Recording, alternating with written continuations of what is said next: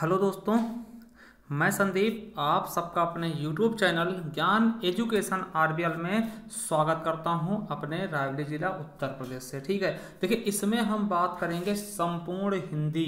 ठीक है, कोई भी हिंदी का टॉपिक नहीं छूटेगा। जो भी जितने भी मिनट के लगभग 1 घंटे कुछ समय की ये वीडियो बनेगी, ठीक है, हमें नहीं पता है, मगर हम आज संपूर्ण हिंदी आपको पढ़ा के जाएंगे।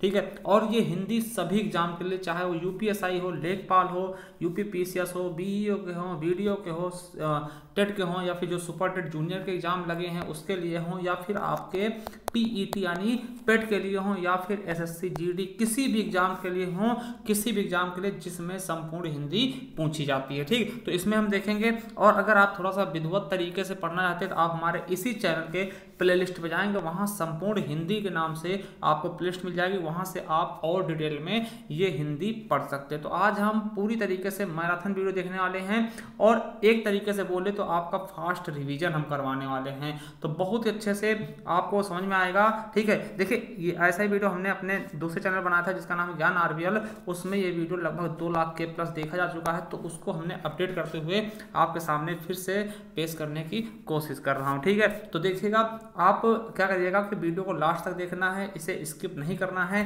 ठीक है, तो चलिए हम शुरू करते। देखिए एक तरफ होंगे क्रम, ठीक है, लगभग 80 के प्लस हम क्रम देखने वाले हैं, और इधर होंगे हिंदी टॉपिक, उनके होंगे भेद या फिर संख्या कितनी है, और इधर थोड़ा सा उनका हम विस्तार देखेंगे। ठीक, तो इस तरीके से 4 कॉलम हैं। तो चलिए शुरू करते हैं। देखिए हम सबसे पहले देखते हैं व्याकरण के बारे में, समझते हैं व्याकरण क्या होता है। देखिए व्याकरण क्या होता है, ये क्या करता है, किसी चीज के अशुद्धि का बोध कराता है कि क्या अशुद्ध है, हमें शुद्ध पढ़ना, शुद्ध लिखना, शुद्ध समझना, ये सब किसके कारण होता है, व्याकरण के कारण। जैसे हम इंग्लिश में ग्रामर जिसको बोलते हैं, हम हिंदी में व्याकरण बोलते हैं, तो व्याकरण से ही हम सब कुछ समझ पाते हैं। ठीक, अब देखिए व्याकरण के 3 अंग होते हैं। कौन कौन से होते हैं, देखिए शब्द होता है, ठीक है, शब्द होता है, फिर क्या, सॉरी पहले वर्ण होता है, ठीक है, फिर शब्द होता है, फिर वाक्य होता है। ठीक है, या फिर हम कहते हैं भाषा के भी 3 अंग होते हैं, वर्ण होता है, शब्द होता है और वाक्य होता है। देखिए कई जो वर्ण होते हैं दोस्तों, ये सबसे छोटे होते हैं। क्या, अगर पूछ ले भाषा की सबसे छोटी इकाई क्या होती है, भाषा की सबसे छोटी इकाई क्या होती है, तो आप बता देना वर्ण होती है। ठीक है, थोड़ा सा कलर चेंज कर ले कलम का।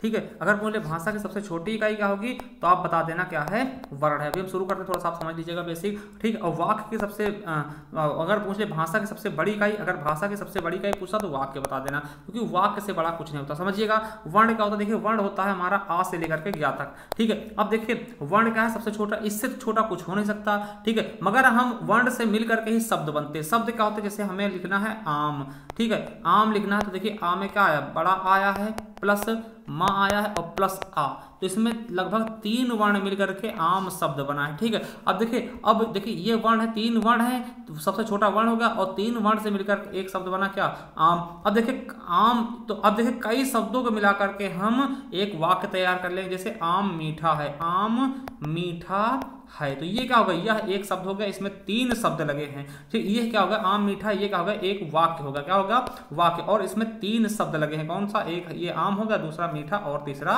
है। तो इस प्रकार से हम कह सकते हैं कि भाषा की सबसे छोटी इकाई क्या होगी, शब्द होगी, और भाषा की सबसे बड़ी इकाई क्या होगी, वाक्य होगी। ठीक है, तो शब्द हम पढ़ेंगे, वाक्य पढ़ेंगे, और शब्द, ठीक है, वर्ण शब्द वाक्य 3 एक आध क्रम में है, इनको समझेंगे। ठीक है, चलिए हम एक एक चीज देखने वाले हैं, कुछ भी छूटने वाला नहीं है हिंदी से। ठीक है, तो चलिए शुरू करते हैं पहले पॉइंट से। ठीक है, पहली चीज आप याद रखना कि भाषा कितने अंग हैं, तो 3 है। कौन से हैं, वर्ण, वर्ण से मिलकर क्या बनेगा, शब्द बनेगा, शब्द से मिलकर क्या बनेगा, वाक्य बन जाएगा। ठीक, तो ये चीजें आपको याद रखना है। ठीक है, चलिए अब देखते हैं कि वर्ण क्या होता है। देखिए वर्ण क्या होते हैं, आप समझिएगा, वर्ण क्या होते हैं, भाषा सबसे छोटी इकाई होती है जिसके कोई भी टुकड़े नहीं किए जा सकते, उसे हम वर्ण कहते हैं। ठीक है, अब देखिए वर्ण के भेद, ये क्वेश्चन आपकी यूपी पुलिस में पूछा गया था। ठीक है, यूपी में पूछा गया कि वर्ण के कितने भेद हैं, तो 2 भेद हैं। कितने हैं, 2 भेद हैं दोस्तों। कौन कौन से हैं, स्वर हैं और व्यंजन है। क्या है, वर्ण के 2 भेद हैं दोस्तों, स्वर है, व्यंजन है। क्वेश्चन समझिएगा, वर्ण के भेद पूछे तो 2 बताने हैं। ठीक, कौन कौन से, स्वर और व्यंजन। ठीक है, अगर वहीं पूछ ले वर्ण हो की संख्या कितनी है, तो दोस्तों 52 बता देना। कभी कभार पूछ लेता है कि चिन्हों की संख्या कितनी है, ठीक है, या फिर लिपियों की संख्या कितनी है, तो आप 52 ही बता देना, ठीक है। तो ये वर्ण की संख्या है, और भेद पूछे 2, वर्ण की संख्या पूछे तो 52। कौन कौन से दोस्तों याद रखना, स्वर आ जाएंगे इसी के अंदर, स्वर आ जाएंगे और अयोगवाह आ जाएंगे और व्यंजन आ जाएंगे। देखिए स्वरों की संख्या 11 है, अयोगवाह की 2 है और व्यंजन की संख्या 33 है। और आपके द्विगुण व्यंजन आते हैं, उच्छिष्ट व्यंजन है ना, और संयुक्त व्यंजन सब मिला करके आपके टोटल कितने 52 वर्ण हो जाते हैं, ठीक है। तो आप याद रखेंगे, ठीक है। देखिए हमने इसमें जोड़ा भी है, ठीक, आ से लेकर के औ तक, और अंक और आहा हो गया, और उसके अलावा का से लेकर छत्रंग या स्र तक, ठीक है। तो ये टोटल मिलाकर के 52 वर्ण होते हैं। क्वेश्चन आएगा कि वर्णों की संख्या कितनी है, तो 52 बताना। वर्ण के भेद कितने हैं, 2 बताना, स्वर और व्यंजन। चलिए तीसरे पॉइंट पे चलते हैं। तो स्वरों की संख्या कितनी है, क्वेश्चन आता है। तो स्वरों की संख्या 11 है। कौन कौन से हैं, तो आ है, बड़ा आ, ई, बड़ी ई, ठीक, ऊ, बड़ा ऊ, री, ए, ओ, ठीक है। अब देखिए अगर पूछ ले कि मात्राओं के आधार पर कितने, तो 10 ही मात्राओं के आधार पर होते हैं, क्योंकि आपको पता है कि छोटे आ की मात्रा कोई नहीं होती, बड़े आ की होती है, छोटी ई की होती है, बड़ी ई की होती है, ऊ की होती है, बड़े ऊ की होती है, ओ की होती है, औ की होती है, मगर छोटे आ की कोई मात्रा नहीं होती है। तो इसलिए याद रखेंगे मात्राओं के आधार पे 10 होते हैं, ठीक। अब समझिएगा क्या हम कहना चाह रहे हैं। देखिए आएगा कि वे वर्ण जो बिना किसी सहायता के बोले जाते हैं, तो आप बता देना उन्हें क्या बोलते हैं, स्वर बोलते हैं। स्वरों को बोलने के लिए हमें किसी की आवश्यकता नहीं होती। या फिर क्वेश्चन आएगा कि स्वतंत्र रूप से बोले जाने वाले वर्णों को क्या कहते हैं, स्वर कहते हैं। देखिए हम आ लिखते हैं, आ बोलने के लिए हमें किसी की आवश्यकता नहीं होती है, तो इसलिए क्वेश्चन कई बार पूछा गया आपके यूपी पुलिस में ही कि जो स्वतंत्र रूप से बोले जाते हैं उन्हें क्या बोलते हैं, वर्ण बोलते हैं, व्यंजन बोलते हैं, या कुछ और, तो आप बता देना वर्ण स्वतंत्र रूप से बोले जाते हैं, ये याद रखना, ठीक है। अब देखिए, ठीक है, स्वर स्वतंत्र रूप से बोले जाते हैं, ये याद रखना, वर्ण है स्वर, ठीक है। चलिए अब देखिए स्वर के भेद पूछ ले तो आप 3 बता देना। मूलतः 3 भेद होते हैं। कौन कौन से, ह्रस्व स्वर, दीर्घ स्वर और प्लुत स्वर। क्या, ह्रस्व स्वर, दीर्घ स्वर और प्लुत स्वर दोस्तों, ठीक, याद रखेंगे। देखिए अब देखते हैं ह्रस्व स्वर कितने होते हैं। ये क्वेश्चन आपके यूपी पुलिस में पूछा गया था, ह्रस्व स्वर कितने होते हैं, तो लोगों ने भैया ज्यादा कुछ पता नहीं था, तो लोगों ने इसको गलत कर दिया। तो 4 होते हैं। कौन कौन से होते हैं, ह्रस्व स्वर का होता है जो सबसे छोटे हों, तो छोटा आ, छोटी ई, छोटा उ और री, आ ई उ री, याद रखें। क्या, आ ई उरी, क्या हो गए, ह्रस्व स्वर हो गए दोस्तों। वहीं अगर बात करते हैं दीर्घ स्वर की, तो जो भी बचे, देखिए टोटल 11 स्वर होते हैं। अब 11 में से 4 इधर निकाल दे, 7 ही बचे। कौन कौन से बचे, 7, बड़ा आ, बड़ी ई, बड़ा उ, ए, ओ, औ। तो ये क्या हो गया, आपके दीर्घ स्वर हो गए। क्या हो गए, दीर्घ स्वर दोस्तों। और एक चीज यहां से जो इंपॉर्टेंट बनता है दोस्तों, संयुक्त स्वर। क्या, संयुक्त स्वर। तो संयुक्त स्वरों की संख्या कितनी होती है, 4 होती है। आप ये चीज याद रखेंगे दोस्तों। देखिए ए, ओ, औ। देखिए ए किससे मिलकर बनता है, आ और ए से मिलकर बनता है, आ और ई से मिलकर ए बन जाता है, ठीक है। अब देखिए ए किससे मिलकर बनता है, आ और ए से मिलकर ए बनता है, ठीक। ओ किससे मिलकर, आ और ऊ से मिलकर के ओ बनता है, और औ किससे मिलता है, आ और ओ से मिलकर औ बन जाता है। देखिए संयुक्त क्यों बोलते हैं, संयुक्त स्वर उन्हें बोलते हैं दोस्तों जो 2 स्वरों से, 2 अलग अलग स्वरों से मिलकर बनते हैं। देखिए 2 स्वरों ने 2 अलग अलग स्वरों से, नहीं तो फिर इस तरह बात करेंगे 2 स्वरों से, तो 2 स्वरों से बड़ा आ भी तो बनता है, ठीक है, क्योंकि छोटा आ छोटा मिलकर बड़ा होता, तो इसे हम संयुक्त स्वर नहीं बोलते, क्योंकि ये सेम स्वर से बन गया, ठीक है।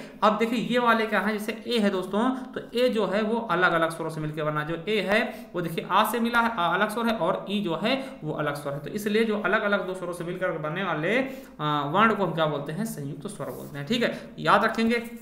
अब देखिए क्वेश्चन यहां से कम पूछाते हैं। अब नया ट्रेड चला है दोस्तों। अब यहां से पूछते हैं कि जीभ के आधार पे कितने स्वर होंगे, ठीक है, और मुख के आधार पे। तो इस तरीके से बहुत ज्यादा क्वेश्चन बनते हैं, तो इनके बारे में हम देखेंगे। क्या, इनके बारे में हम बिल्कुल अच्छे से देखेंगे। देखिए जीभ के आधार पे क्या होते हैं, 3 भाग होते हैं स्वरों के, ठीक। हम 3 भागों में बांट देते हैं। किसने, क्वेश्चन आएगा कि जीभ के आधार पर स्वरों की संख्या कितनी है, स्वरों के भेद कितने हैं, तो दोस्तों भेद कितने हैं, तो 3 है, ठीक है। भेद कितने हैं, 3 है। स्वर और संख्या कितनी है, संख्या 11 ही होगी, ठीक है। कौन कौन से होते हैं, देखिए पहला है अग्रस्वर। अग्रस्वर में क्या आते हैं, ई, बड़ी ई, ए और री आ जाएगा। फिर मध्य स्वर आता है, मध्य स्वर में केवल और केवल ए आता है, ठीक है। पश्च स्वर में देखिए कौन कौन से आएंगे, बड़ा आ, ऊ, बड़ा ऊ, ओ, औ, ठीक है, तो ये आएंगे। अब देखिए याद कैसे करें, क्वेश्चन ये बनता है कि याद कैसे करें, रटना नहीं समझना है, ठीक है। अब देखिए अग्रस्वर, पश्च स्वर और मध्य स्वर। देखिए पहला अग्रस्वर है, दूसरा मध्य स्वर है, तीसरा पश्च स्वर। देखिए आपको केवल एक ही याद करना है, क्या, मध्य स्वर में क्या आता है, आ। आ बोलिए मध्य स्वर, समझ गए।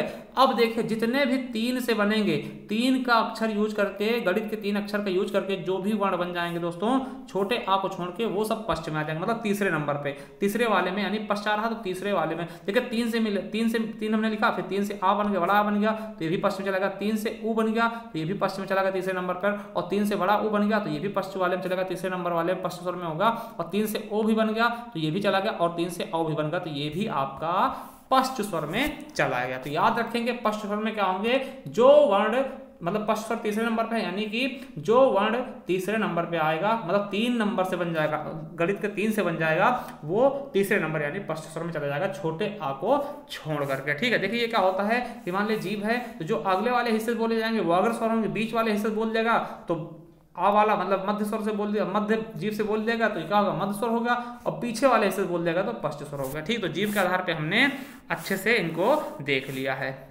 ठीक, अब देखते हैं होस्ट के आधार पे। देखिए होस्ट के आधार पे इनको 2 भागों में बांट देते हैं, एक वृत्तमुखी और एक अवृत्तमुखी। देखिए वृत्तमुखी क्या होता है, जब हम बोलते हैं तो होंठ हमारे गोल हो जाए, आप खुद बोल के देखेंगे, इसमें आपकी कंफ्यूजन दूर हो जाएगी। आप देखिए ऊ बोलिए, ऊ बड़ा ऊ, ओ बड़ा ओ, तो ओ जब बोलेंगे या फिर ऊ बोलेंगे तो आपके होंठ क्या होंगे, गोल हो जाएंगे, क्या होंठ गोल हो जाएंगे, इसीलिए इनको वृत्तमुखी कहते हैं। अब देखिए आ बोलिए तो आ में क्या होंठ पूरा खुल जाएगा, गोल नहीं होगा दोस्तों, बड़ा आ, ई, बड़ी ई, री, ए, आई, तो इनमें होंठ आपके गोल नहीं होंगे, इसीलिए अवृत्तमुखी हो जाएंगे। देखिए वृत्तमुखी का जो होंठ गोलाकार बन जाए तो वृत्तमुखी आप बोल के देखेंगे केवल और केवल 4 ही हैं। ठीक है, बाकी सब अवृत्तमुखी में जिसमें गोलाकार नहीं बनेगा। ठीक है, चलिए अगला देखते हैं मुख के आधार पर दोस्तों, क्या मुख के आधार पर दोस्तों क्या होते हैं, तो 4 भेदों में बांट देते हैं। क्या मुख के आधार पर हम इनको 4 भागों में बांटते हैं। देखिए समृत, समृत क्या होता है, जब पूरी तरह से मुंह बंद रहे, मतलब कि मुंह लगभग बंद रहे दोस्तों, और उनका उच्चारण हो जाता है जैसे ई बड़ी ई, ऊ बड़ा ऊ और री। देखिए इनमें क्या होता है, मुख बंद होता है, लगभग क्या होता है, मुख बंद होता है। ठीक है, अब देखिए अर्ध समृत में क्या होता है, जब आधा मुंह बंद रहे, क्या आधा मुख का द्वार क्या रहे, बंद रहे। देखिए ए ओ है ना, इसमें आधा मुंह बंद रहता है, इनको याद कर लेना। विवृत क्या होता है, खुला हो, मतलब जिसमें एकदम पूरा खुल जाए, क्या मुंह पूरा खोल दे जाए। जैसे आप जाते हैं डॉक्टर के पास, डॉक्टर बोलता है क्या आ बोलो आ, उससे अगर आपके मुख के अंदर कुछ भी देखना होता दोस्तों, बोलेगा आ बोलो, तो आ क्यों बुलाता, बड़ा आ क्यों बुलाता, क्योंकि बड़ा उसको भी पता है, उसने भी पढ़ा हुआ है कि अगर हम जितने भी वर्ण हैं, मतलब टोटल 52 वर्णों में से अगर हमें पूरा मुंह खुलवाना दोस्तों, तो हमें बड़ा आ ही बुलवाना पड़ेगा, क्योंकि वो क्या है, विवृत है। क्या है, विवृत स्वर है दोस्तों, इसीलिए वो बोलता है आ बोलो बेटा। ठीक है, तो इसलिए जैसे ही आप आ बोलते हैं पूरा मुंह खुलता है, और वो जो भी उसे देखना होता है वो देख लेता है। ठीक, तो बड़ा आ क्या होता है, विवृत, यानी पूरा खुल देना मुंह, है ना। अर्धविवृत क्या होता है, तो छोटा आ, देखिए बड़ा आ और आ मिलकर बना छोटा आ, क्या हो जाएगा, अर्धविवृत में आएगा छोटा आ, ए और औ,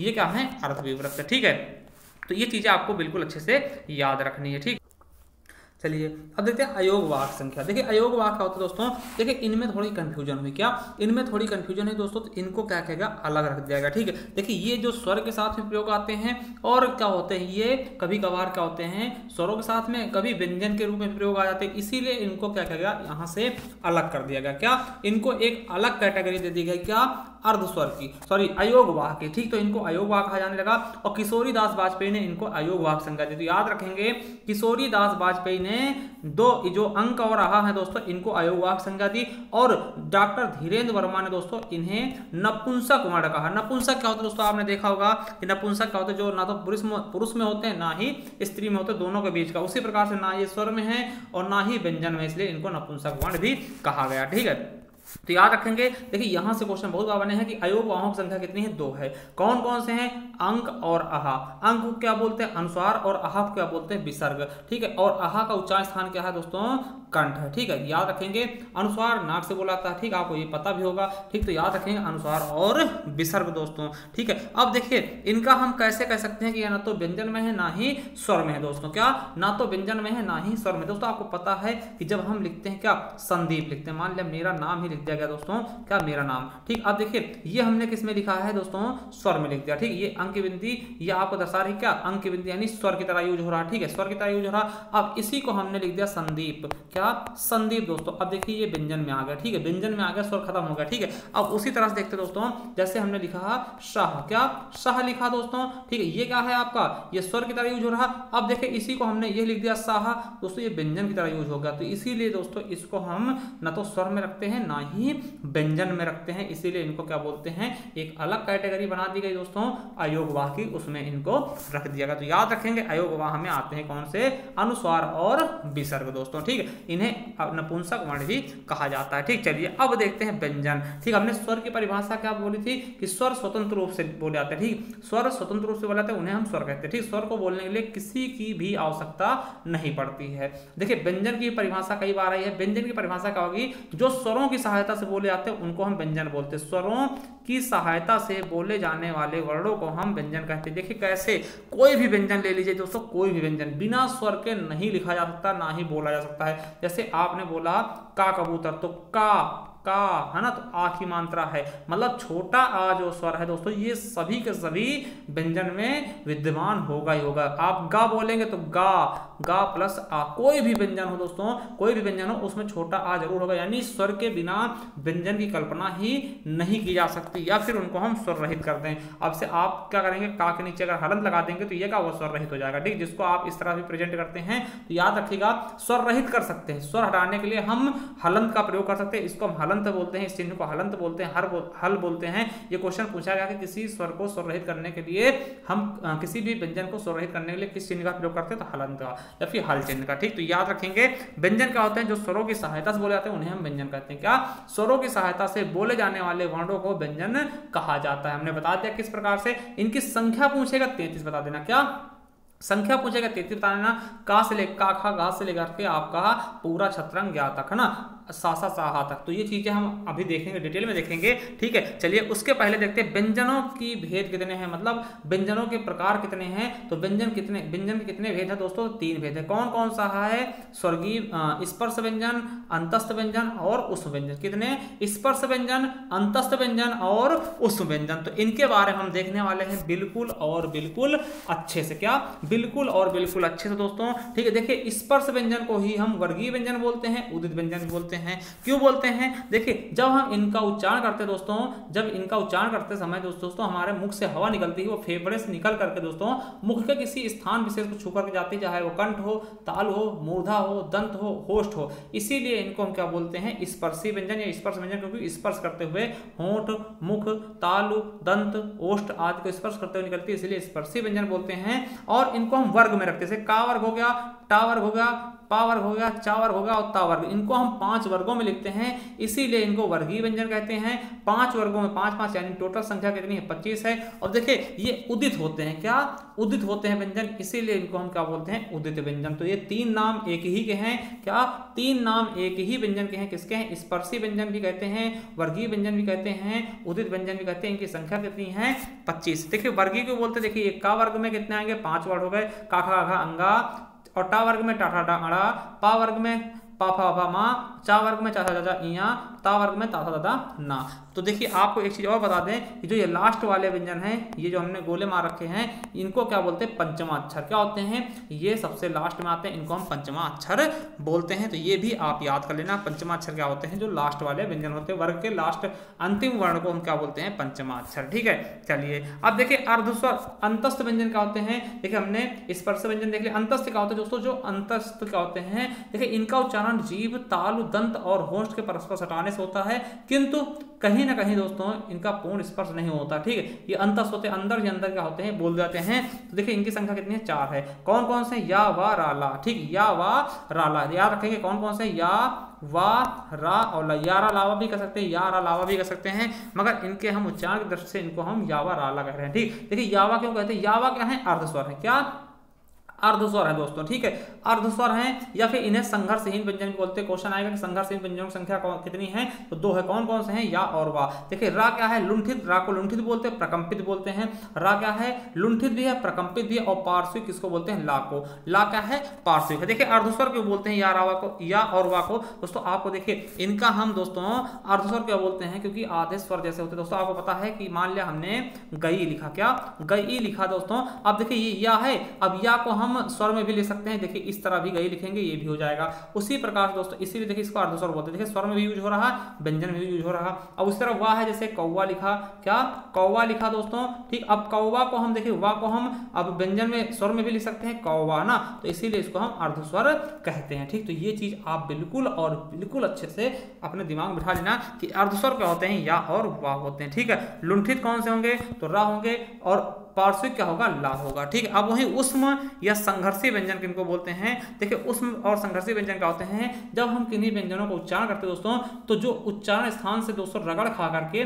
कुछ जो है उष्मा पैदा होती है, यानी वायु क्या होते हैं, रगड़ खा करके निकलते हैं और कुछ उष्मा पैदा करते हैं, उन्हें हम उष्मीय व्यंजन बोलते हैं, क्या उष्मीय या फिर संघर्षी व्यंजन। देखिए उष्म या संघर्षी व्यंजन कौन कौन से, सा सा साहा, देखिए याद कैसे करेंगे, देखिए उष्म बोल रहे हैं इसमें देखिए खटकोड़ा वाला आ गया, यानी खा गया, मतलब दोनों तीनों के तीनों सा होंगे और हा हो जाएगा। संघर्षी बोलते देखिए इसमें सा, ये भी सा भी आ रहा और खा भी आ रहा, तो इस तरह से उसमें संघर्षी याद कर लेंगे, 4 होते हैं। अब देखिए सा सा साहा, अब देखिए जो सरौता वाला सा है इसका उच्चारण स्थान क्या है दोस्तों, तो आपको बता दें इसका उच्चारण स्थान क्या होता है, दंत होता है, क्या होता है, दंत होता है दोस्तों। और देखिए सीटी वाले सा का क्या होता है दोस्तों, इसका क्या होता है, उच्चारण स्थान तालु होता है, इसको तालु वाला सा बोलते हैं। और ये खटकोड़ा वाला क्या होता है, ये मूर्धन होता है, क्या होता है, मूर्धन होता है दोस्तों। और हा क्या होता है दोस्तों, ये आपका क्या होता है दोस्तों, आपको बता दें काकल्य व्यंजन है, ठीक है। हा क्या है, काकल्य व्यंजन है, ठीक। और इसको कंठ के द्वारा भी बोला जाता है ना, अकुह विसर्जनीय नाम कंठा। देखिए क्वेश्चन एक बार आपके फॉरेस्ट गार्ड में आया था, जो कि फॉरेस्ट गार्ड के पेपर आपके 4 अप्रैल को लगे भी हैं, ठीक है। तो उसमें पूछा गया था कि काकल्य व्यंजन किसको बोलते हैं, तो हा हल को, ठीक है। क्या बोलते हैं, हा हल को। चलिए अब देखते हैं संयुक्त व्यंजन क्या होते हैं। संयुक्त व्यंजन जिस तरह से हमने देखा था, संयुक्त स्वर कौन कौन से, ए, ऐ, ओ और आओ, तो उसी प्रकार से हम देखते हैं संयुक्त व्यंजन। संयुक्त व्यंजन क्या होता है, जो अलग अलग दो व्यंजनों से मिलकर बनते हैं उनको संयुक्त व्यंजन कहते हैं। बहुत ही ज्यादा इंपॉर्टेंट है, यहाँ से क्वेश्चन बहुत बनते हैं, तो याद रखना। छत्रंग्याश्रा, क्या छत्रंग्याश्रा, देखिए छा किससे मिलकर बनेगा, का और शा से। देखिए का को हम स्वर रहित करेंगे और फिर सा लिखेंगे, ठीक है। उसी प्रकार से त्रा किससे मिल गया था, ता स्वर रहित होगा और रा से त्रा हो जाएगा। ज्ञा किससे मिल गया बनता, तो जा और इया से, ठीक, जा और इया से। और स्रा किससे मिलकर बनता है, शा और रा। देखिए खुद ही बोल रहा है, जैसे छा बोला काशा त्रा, तारा त्रा, है ना, और इया ज्ञा जा और इया से ज्ञा बन गया ना, और स्रा सा और रा से बन गया, ठीक है। चलिए अब देखते हैं द्विगुण या उत्क्षिप्त व्यंजन। क्या द्विगुण या उत्क्षिप्त व्यंजन, दोस्तों आपने इनको देखा होगा, ठीक है, बहुत ही इंपॉर्टेंट है। द्विगुण या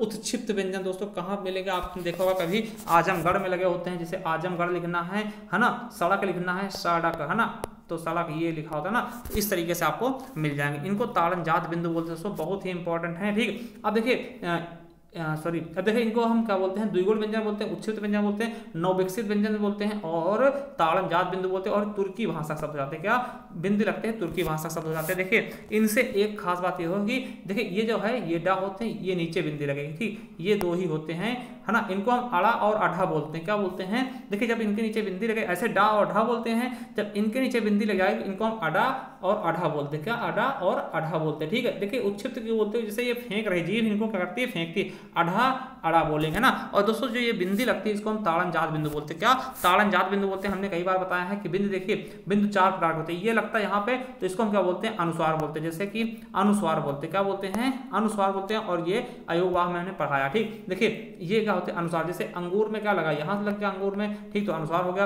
अब देखिए एक यहाँ लगता है, यहाँ इस वाले क्या बोलते हैं, पंचमा अक्षर बिंदु। क्या पंचमा अक्षर बिंदु, ठीक है। ये किस में लगता है, केवल केवल एक ही वर्ण में लगता है, अंगा में, ठीक है, अंगा में लगता है। आपने देखा पंचमा अक्षर का वर्ग के पंचमा अक्षर एक यहाँ पे लगता है दोस्तों, जिसको हम ताड़नजात बिंदु बोल रहे हैं, और यही बिंदु हम पढ़ रहे हैं। क्या इस बिंदु का क्या नाम है, ताड़नजात बिंदु दोस्तों। और ये 2 वर्णों पे लगता है, डा और ढा पे लगता है, तो इनको अड़ा और अढ़ा कर देता है, ठीक। और एक बिंदु यहाँ लगता है दोस्तों, इसको हम क्या बोलते हैं दोस्तों, क्या बोलते हैं, नुक्ता। क्या नुक्ता बिंदु ना, नुक्ता बोलते हैं, आपने सुना होगा। और इनको ये दोस्तों किस पे लगते हैं, का, खा, कागा जाफाफ है ना, कागा जाफाफ है दोस्तों लगते हैं। तो ये चीज आप याद रखेंगे, तो ये बहुत ज्यादा इंपॉर्टेंट है, ठीक है। तो चलिए आगे देखते हैं दोस्तों।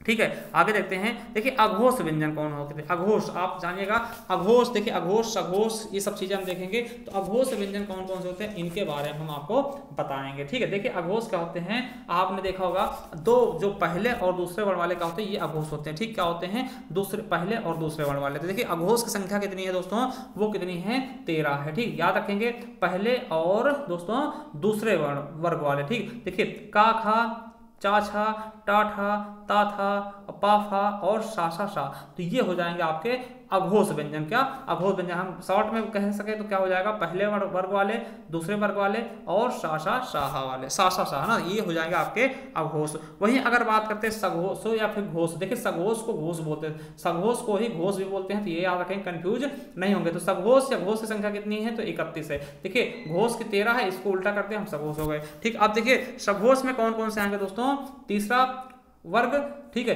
और चौथा वर्ग और पांचवा वर्ग, और अंतस्थ व्यंजन आएंगे, स्वर आ जाएंगे, सभी के सभी स्वर आ जाएंगे और हा हल आ जाएगा। क्या, सभी के सभी स्वर आ जाएंगे और हा हल आ जाएगा। देखिए हम अगर देखना चाहें तो गा घा अंगा ये तीसरा चौथा, ठीक, पांचवा हो गया। फिर जा झा झा इया, ठीक, डा ढा डा अड़ा और दा धा धा ना और बा भा मा, है ना, और यारा लावा आ जाएंगे। ये क्या है, यारा लावा क्या है, अंतस्थ व्यंजन है, और हा हल हो जाएगा काकल्य व्यंजन, और जो ये पूरे स्वर है दोस्तों ये भी आ जाएंगे। तो टोटल अगर आप गिनते हैं इनकी संख्या कितनी आ जाएगी, 31 आ जाएगी। ये क्या होंगे, घोष या फिर सघोष होंगे। अब देखिए अल्प प्राण कौन से होते हैं दोस्तों, अल्प प्राण जिनमें हमें थोड़ी सी हवा निकलती है बोलते समय। ठीक, इनकी संख्या कितनी, 19 है। देखिए पहले वर्ग वाले, तीसरे वर्ग वाले और पांचवें वर्ग वाले, यानी हम कह सकते हैं विषम वर्ग वाले। क्या, विषम वर्ग वाले, पहला तीसरा और पांचवा और अंतस्थ यारा लावा दोस्तों, ये क्या होते हैं अल्प प्राण। देखिए का चा टा ता पा गा जा, है ना, ये सब मिला के अड़ा ये आ जाएंगे। फिर यारा लावा, तो आप कह सकते हैं पहला वर्ग, तीसरा वर्ग और पांचवा वर्ग अंतस्थ व्यंजन, ये क्या हो जाएंगे, अल्प प्राण हो जाएंगे। वहीं अगर बात करते हैं महाप्राण की दोस्तों, तो महाप्राण की संख्या कितनी है, 14 है। कितनी है, 14 है। इसमें दूसरे वर्ग वाले आ जाएंगे और चौथे वर्ग वाले, और उसके अलावा उस व्यंजन आ जाएंगे सा सा साहा वाले। ठीक है, तो याद रखेंगे, ये देखिए सब लिखे हैं, इनको आप पढ़ लेंगे। ठीक है, खा छा ठा था फा घा झा डा धा भा सा सा, है ना, ये चीजें आप देख लीजिएगा।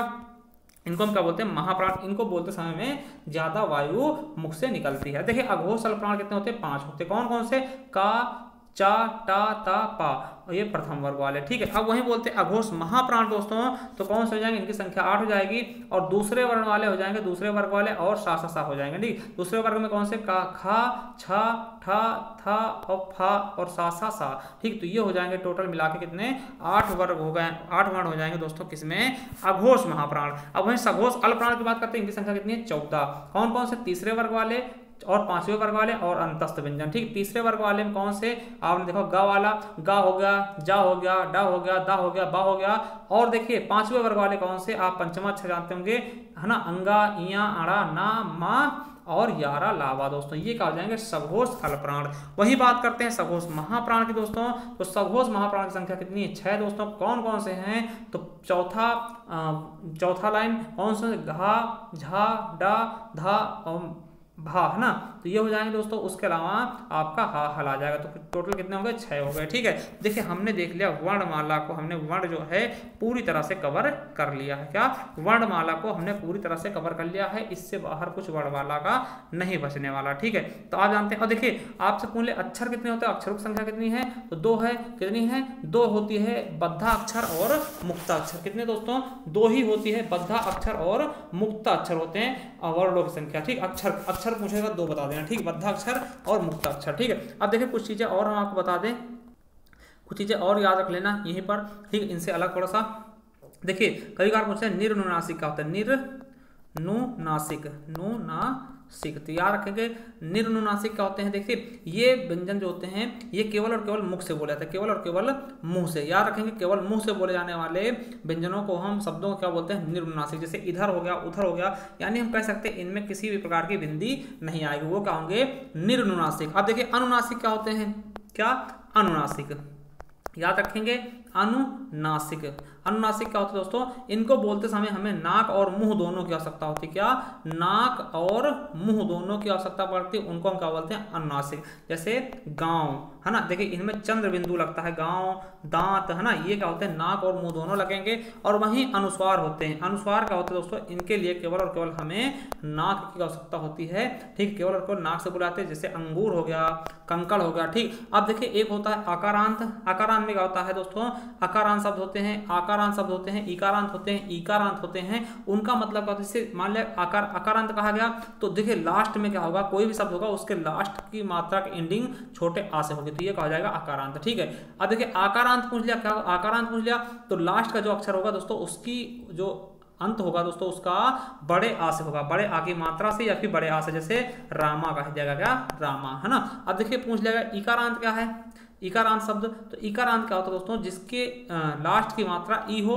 या फिर खुद ई आ जाए, जैसे राशि क्या हो, राशि है ना, तो राशि क्या हो, ये इकारांत। मान ली शशि पूछ लिया तो शशि में क्या है, देखिए लास्ट वाला वर्ण हमने लिया तो इसमें क्या है, छोटी की मात्रा क्या होगा, इकारांत हो गया, क्या हो, इकारांत हो गया। ठीक है, अब राई ये हो गया, ये भी इकारांत है, ई आ जाए चाहे ई की मात्रा है तो वो क्या होता है, इकारांत। इस तरह से उकारांत हो जाएगा तो बड़ा ऊ आ जाएगा, और उकारांत होगा छोटा ऊ आएगा, लिकारांत होगा ऋषि की मात्रा आएगी। इस तरीके से सभी बनते रहते हैं। ठीक, इसमें कोई कंफ्यूजन नहीं होना है आपको। ठीक है, चलिए अब हम देखते हैं शब्द की तरफ। ठीक, देखिए शब्द क्या होते हैं दोस्तों, वर्णों से मिल करके क्या बनते हैं, शब्द बनते हैं। क्या, वर्णों से ही मिल करके शब्द का निर्माण होता है। दोस्तों आपको शब्द के बारे में बता दें तो शब्द के मुख्यतः दो भेद होते हैं। ठीक है, शब्द के मुख्यतः दो भेद होते हैं, सार्थक शब्द, निरर्थक शब्द। ठीक है, निरर्थक शब्द का होता है उनका कोई अर्थ नहीं होता। क्या, निरर्थक शब्द का कोई अर्थ ही नहीं होता है, इसलिए हम इनका अध्ययन नहीं करते। जैसे बोल देगा कि टिक टिक है ना, खाना वाना में से खाना शब्द क्या सार्थक है और वाना क्या है, वाना निरर्थक, तो इनका हम कोई यूज नहीं करते, इसलिए निरर्थक से हम कोई मतलब नहीं रखेंगे। अब हम सार्थक शब्दों को किस तरह से बांट के पढ़ते हैं उनके बारे में हम देख लेते हैं। देखिए बनावट के आधार पर शब्दों की अगर बात करते हैं,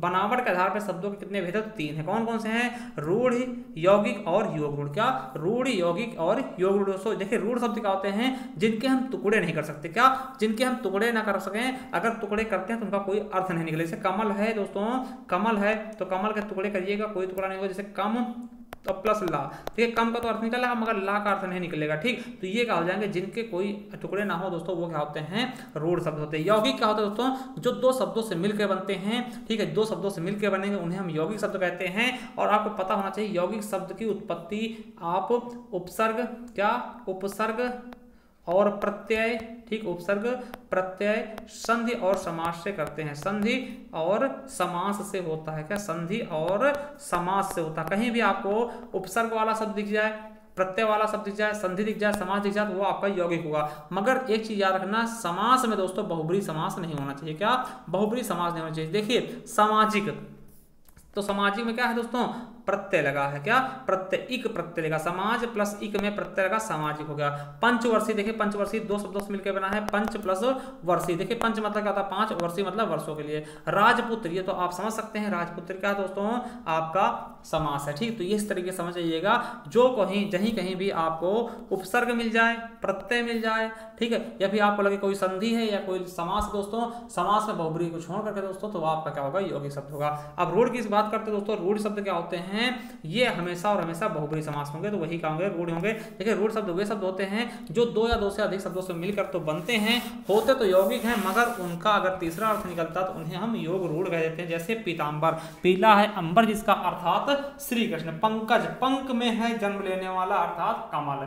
जलद, जल को देने वाला अर्थात आपको समझ सकते हैं बादल, बादल हो जाएगा दोस्तों। एक दंत, एक है दांत जिसका अर्थात श्री गणेश। तो ये समझ सकते हैं जिनमें दोस्तों तीसरा अर्थ निकलेगा वो क्या हो जाएंगे, आपके बिल्कुल और बिल्कुल योग रूढ़ शब्द हो जाएंगे। तो ये चीजें आपको बिल्कुल अच्छे से बिठा लेना अपने दिमाग में दोस्तों। ठीक है, अब देखिए ये क्वेश्चन आपका पूछा गया था जो फॉरेस्ट गार्ड के एग्जाम में, पंकज कैसा शब्द है। तो ये चीजें आपको बिल्कुल अच्छे से याद रखनी है कि जो चीज का कोई दूसरा अर्थ निकलेगा दोस्तों वो आपका क्या हो जाएगा, तीसरा अर्थ निकलेगा वो बिल्कुल और बिल्कुल योग रूढ़ शब्द होगा। चलिए अगला 28 नंबर देखते हैं दोस्तों कि शब्द उत्पत्ति के आधार पर, उत्पत्ति के आधार पर शब्दों के भेद कितने होते हैं। तो मुख्यतः देखिए मुख्यतः 4 ही होते हैं। ठीक है, 5वां संकर शब्द भी हम देख लेंगे। देखिए तत्सम शब्द, तद्भव शब्द, देशज शब्द, विदेशज शब्द और संकर शब्द। देखिए यहाँ से क्वेश्चन पूछाते हैं कि तत्सम क्या होते हैं दोस्तों। देखिए हिंदी के वे शब्द, क्वेश्चन समझिएगा, अगर क्वेश्चन इस आगा तत्सम शब्द क्या होते हैं तो आपको बताना क्या, हिंदी के वे शब्द जो थोड़ा सा चेंज होकर संस्कृत भाषा के यूज होने लगे दोस्तों, उन्हें क्या बोलते हैं, तत्सम शब्द। ठीक है, ऐसा नहीं कि संस्कृत शब्द तो संस्कृत शब्द नहीं, हिंदी के वे शब्द जो संस्कृत भाषा में प्रयोग होने लगे हैं उन्हें हम तत्सम शब्द कहते हैं। पहचानिएगा, देखिए सा से सम, है ना, जैसे आम हो गया, कदली हो गया। ठीक है, अब देखिए तद्भव क्या होते हैं, हिंदी के वे शब्द जो जो के त्यों यूज में लिए जाने लगे। ठीक है, तो देखिए आप समझिएगा, संस्कृत का शब्द जो कि अब थोड़ा सा मतलब कि चेंज होकर दोस्तों हिंदी में यूज आने लगे, उन्हें हम क्या बोलते हैं, तद्भव शब्द। तो क्या हो जाए, जैसे आम हो गया, केला हो गया। देखिए आम का आम हो गया और कदली का क्या होगा, केला हो गया। ठीक है, अब देखिए देशा शब्द क्या होता है, जिनके बारे में हमें पता नहीं होता। देखिए देशा शब्द क्या होते हैं, अपने छोटे छोटे प्रांतों में अलग अलग देशा शब्द होते हैं, जिनको केवल कहीं कहीं क्या होते हैं देशा शब्द की उनको केवल उन्हीं गाँव के लोग समझ सकते हैं। ठीक है, तो देशा शब्द क्या होते हैं, जिनके बारे में पता नहीं होता ये कहाँ से लिए गए हैं, वही क्या होते हैं देशा शब्द। समझ जाइएगा, देसी वाले से खिड़की हो गया, लोटा हो गया, पगड़ी हो गया, गड़बड़ हो गया, टांग हो गया, पेट हो गया, है ना, तो ये सब क्या है, देशज शब्द हैं। ठीक है, विदेशी शब्द क्या होता है दोस्तों, जो विदेशों से आए, क्या विदेशों, चाहे वो अरबी के हों, फारसी के हों, जापानी के हों, चीनी के हों, तुर्की के हों, तो वो सब के सब शब्द क्या होंगे, विदेशी भाषा के। यानी आप कह सकते हैं संस्कृत वाले शब्द छोड़ के, हिंदी वाले शब्द छोड़ के, देशज शब्द छोड़ के, बाकी सभी जितने भी शब्द मिलेंगे किसी भी भाषा के मिलेंगे वो आपके विदेशी शब्द होंगे। जैसे लालटेन, तो लैंटर्न दोस्तों इंग्लिश भाषा का है। चीनी, ये चीनी भाषा शब्द है। अलमारी, ये तुर्की भाषा शब्द है। जैसे अलमारी, आलपिन बहुत बार पूछा जाता है, तो आलपिन भी तुर्की भाषा शब्द है दोस्तों। तो ये तुर्की भाषा का तो है, मगर ये क्या है, विदेशी शब्द है। तो अंग्रेजी भाषा के भी शब्द क्या होंगे, विदेशी शब्द के अंतर्गत आएंगे। जैसे आपसे कह दिया गया कैप्टन, कैप्टन किसका शब्द है, तो विदेशी भाषा का है। कैप्टन मतलब कप्तान हो दोस्तों, तो कैप्टन क्या है, विदेशी भाषा शब्द है। देखिए संकर शब्द क्या होता है दोस्तों, संकर शब्द वे शब्द होते हैं जो दो भाषाओं से मिलकर बने होते हैं। क्या, दो अलग अलग भाषाओं से मिलकर बने हुए शब्दों को हम संकर शब्द कहते हैं। दो अलग अलग भाषाओं से मिलकर बने हुए शब्दों को हम क्या बोलते हैं, संकर शब्द। जैसे छाया दार, छाया का है हिंदी का शब्द है दोस्तों, ठीक, दार का है फारसी का। रेलगाड़ी, देखिए समझिएगा, रेलगाड़ी, रेल और प्लस गाड़ी। अब देखिए रेल प्लस गाड़ी, रेल क्या है, अंग्रेजी भाषा शब्द है, किसका है, इंग्लिश का है, और गाड़ी हिंदी का शब्द है। क्या, हिंदी भाषा शब्द है। देखिए दो अलग अलग भाषाएं अंग्रेजी और हिंदी मिली तो क्या बन गया, रेलगाड़ी। रेल अंग्रेजी भाषा शब्द हमने रेल लिया और हिंदी भाषा शब्द हमने गाड़ी लिया, दोनों मिला दे रेलगाड़ी, एक नया शब्द बन गया। इसे हमने बोल दिया संकर शब्द। संकरण आप जानते होंगे, जैसे कि कभी बार क्या होता है, संकर करवाते हैं दो अलग अलग बीजों में, उसी प्रकार से हिंदी में संकर करा के दोस्तों एक नया शब्द निकाल लेगा दो अलग अलग भाषाओं में। जैसे सीलबंद, अब सीलबंद, ठीक है, सील क्या है दोस्तों, इंग्लिश का शब्द है। क्या, अंग्रेजी शब्द है, ये इंग्लिश का शब्द है। बंद किसका है, फारसी का। दो अलग अलग भाषाओं के शब्द मिले और दोनों जोड़ देगा, क्या बनेगा, सीलबंद। तो एक नया शब्द प्राप्त हो गया सीलबंद, जो कि क्या कहलाएगा, संकर शब्द। तो कह सकते हैं कि दो अलग अलग भाषाओं से मिलकर बने हुए शब्दों को हम क्या बोलते हैं, संकर शब्द। ठीक है, समझ गए होंगे। चलिए आगे देखते हैं दोस्तों। अब शब्द क्या है, अर्थ के आधार पर। क्या, शब्द क्या है, अर्थ के आधार पर शब्दों के भेद देखते हैं। तो अर्थ के आधार पर इनको हम मुख्यतः चार भागों में बांटते हैं। एक अर्थी शब्द जिनके केवल और केवल एक अर्थ निकलता है, आपको बता, जैसे गंगा हो गया, ठीक है, यमुना हो गया, ठीक है, जो भी हैं जिनका एक शब्द निकलेगा, यानी व्यक्तिवाचक संज्ञा सभी के सभी क्या होते हैं, एक अर्थी शब्द होते हैं, जिनका कोई अर्थ अलग नहीं निकलेगा। अब देखिए अनेक अर्थी क्या होते हैं, अनेक अर्थी मतलब जिनके अनेक अर्थ निकले, अनेक प्लस अर्थी, अनेक अर्थ वाले। जैसे हमने कह दिया दोस्तों कनक, क्या, कनक, तो आपने कनक के बहुत सारे अर्थ निकल जाएंगे। धतूरा हो गया, क्या, धतूरा हो गया। सोना हो गया दोस्तों, सोना हो गया। गेहूं हो गया, क्या, गेहूं हो गया।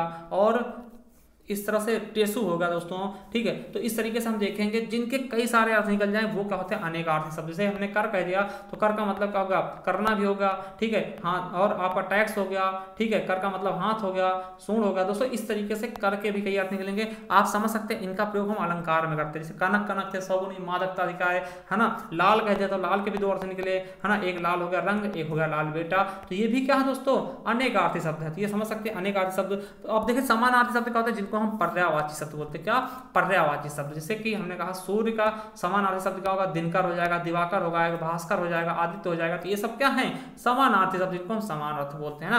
विपरीतार्थी शब्द आप जानते हो, विलोम, जैसे दिन का, रात, राजा का रंग, है ना। इस तरीके से दोस्तों इनको हम क्या बोलते हैं, विपरीतार्थी शब्द। समझ गए होंगे आप। और श्रुत सम भिन्नार्थक शब्द क्या होते हैं दोस्तों, वे शब्द जो सुनने में तो एक जैसे होते हैं मगर थोड़ा सा भिन्नता होती है। देखिए समझिएगा, उनके अर्थ में भिन्नता हो जाती है। जैसे कह देगा, समझिएगा, जैसे कह देगा कंजर और कुंजर, कंजर और कुंजर। देखिए देखने में एक जैसे लग रहे हैं, सुनने में एक जैसे लग रहे हैं, मगर इनके अर्थ अलग है। कंजर में इसका होता है नीच जाति और कुंजर में इसका होता है दोस्तों हाथी। कहते क्या दोस्तों, आप समझे होंगे आदि और आदि, आदि और आदि, ठीक है। आदि मतलब क्या होता है अभ्यस्त, आदि मतलब क्या होता है दोस्तों शुरुआत, ठीक है। तो ये चीजें आपको पता होगा। जैसे कहते नहीं कि आपको जानते होंगे दोस्तों जलज और जलद कह दिया, जलज और जलद, तो ये शब्द कैसे देखिए एक जैसे लग रहे हैं, जलद और जलद। जलद, जलद में इसका होता है दोस्तों जल को देने वाला, अर्थात क्या हो जाएगा बादल, और जलज में इसका जल से जन्म लेने वाला अर्थात कमल हो जाएगा। तो इस प्रकार से हम इनको देखते हैं क्या होते हैं सुरसम भिन्नार्थक शब्द।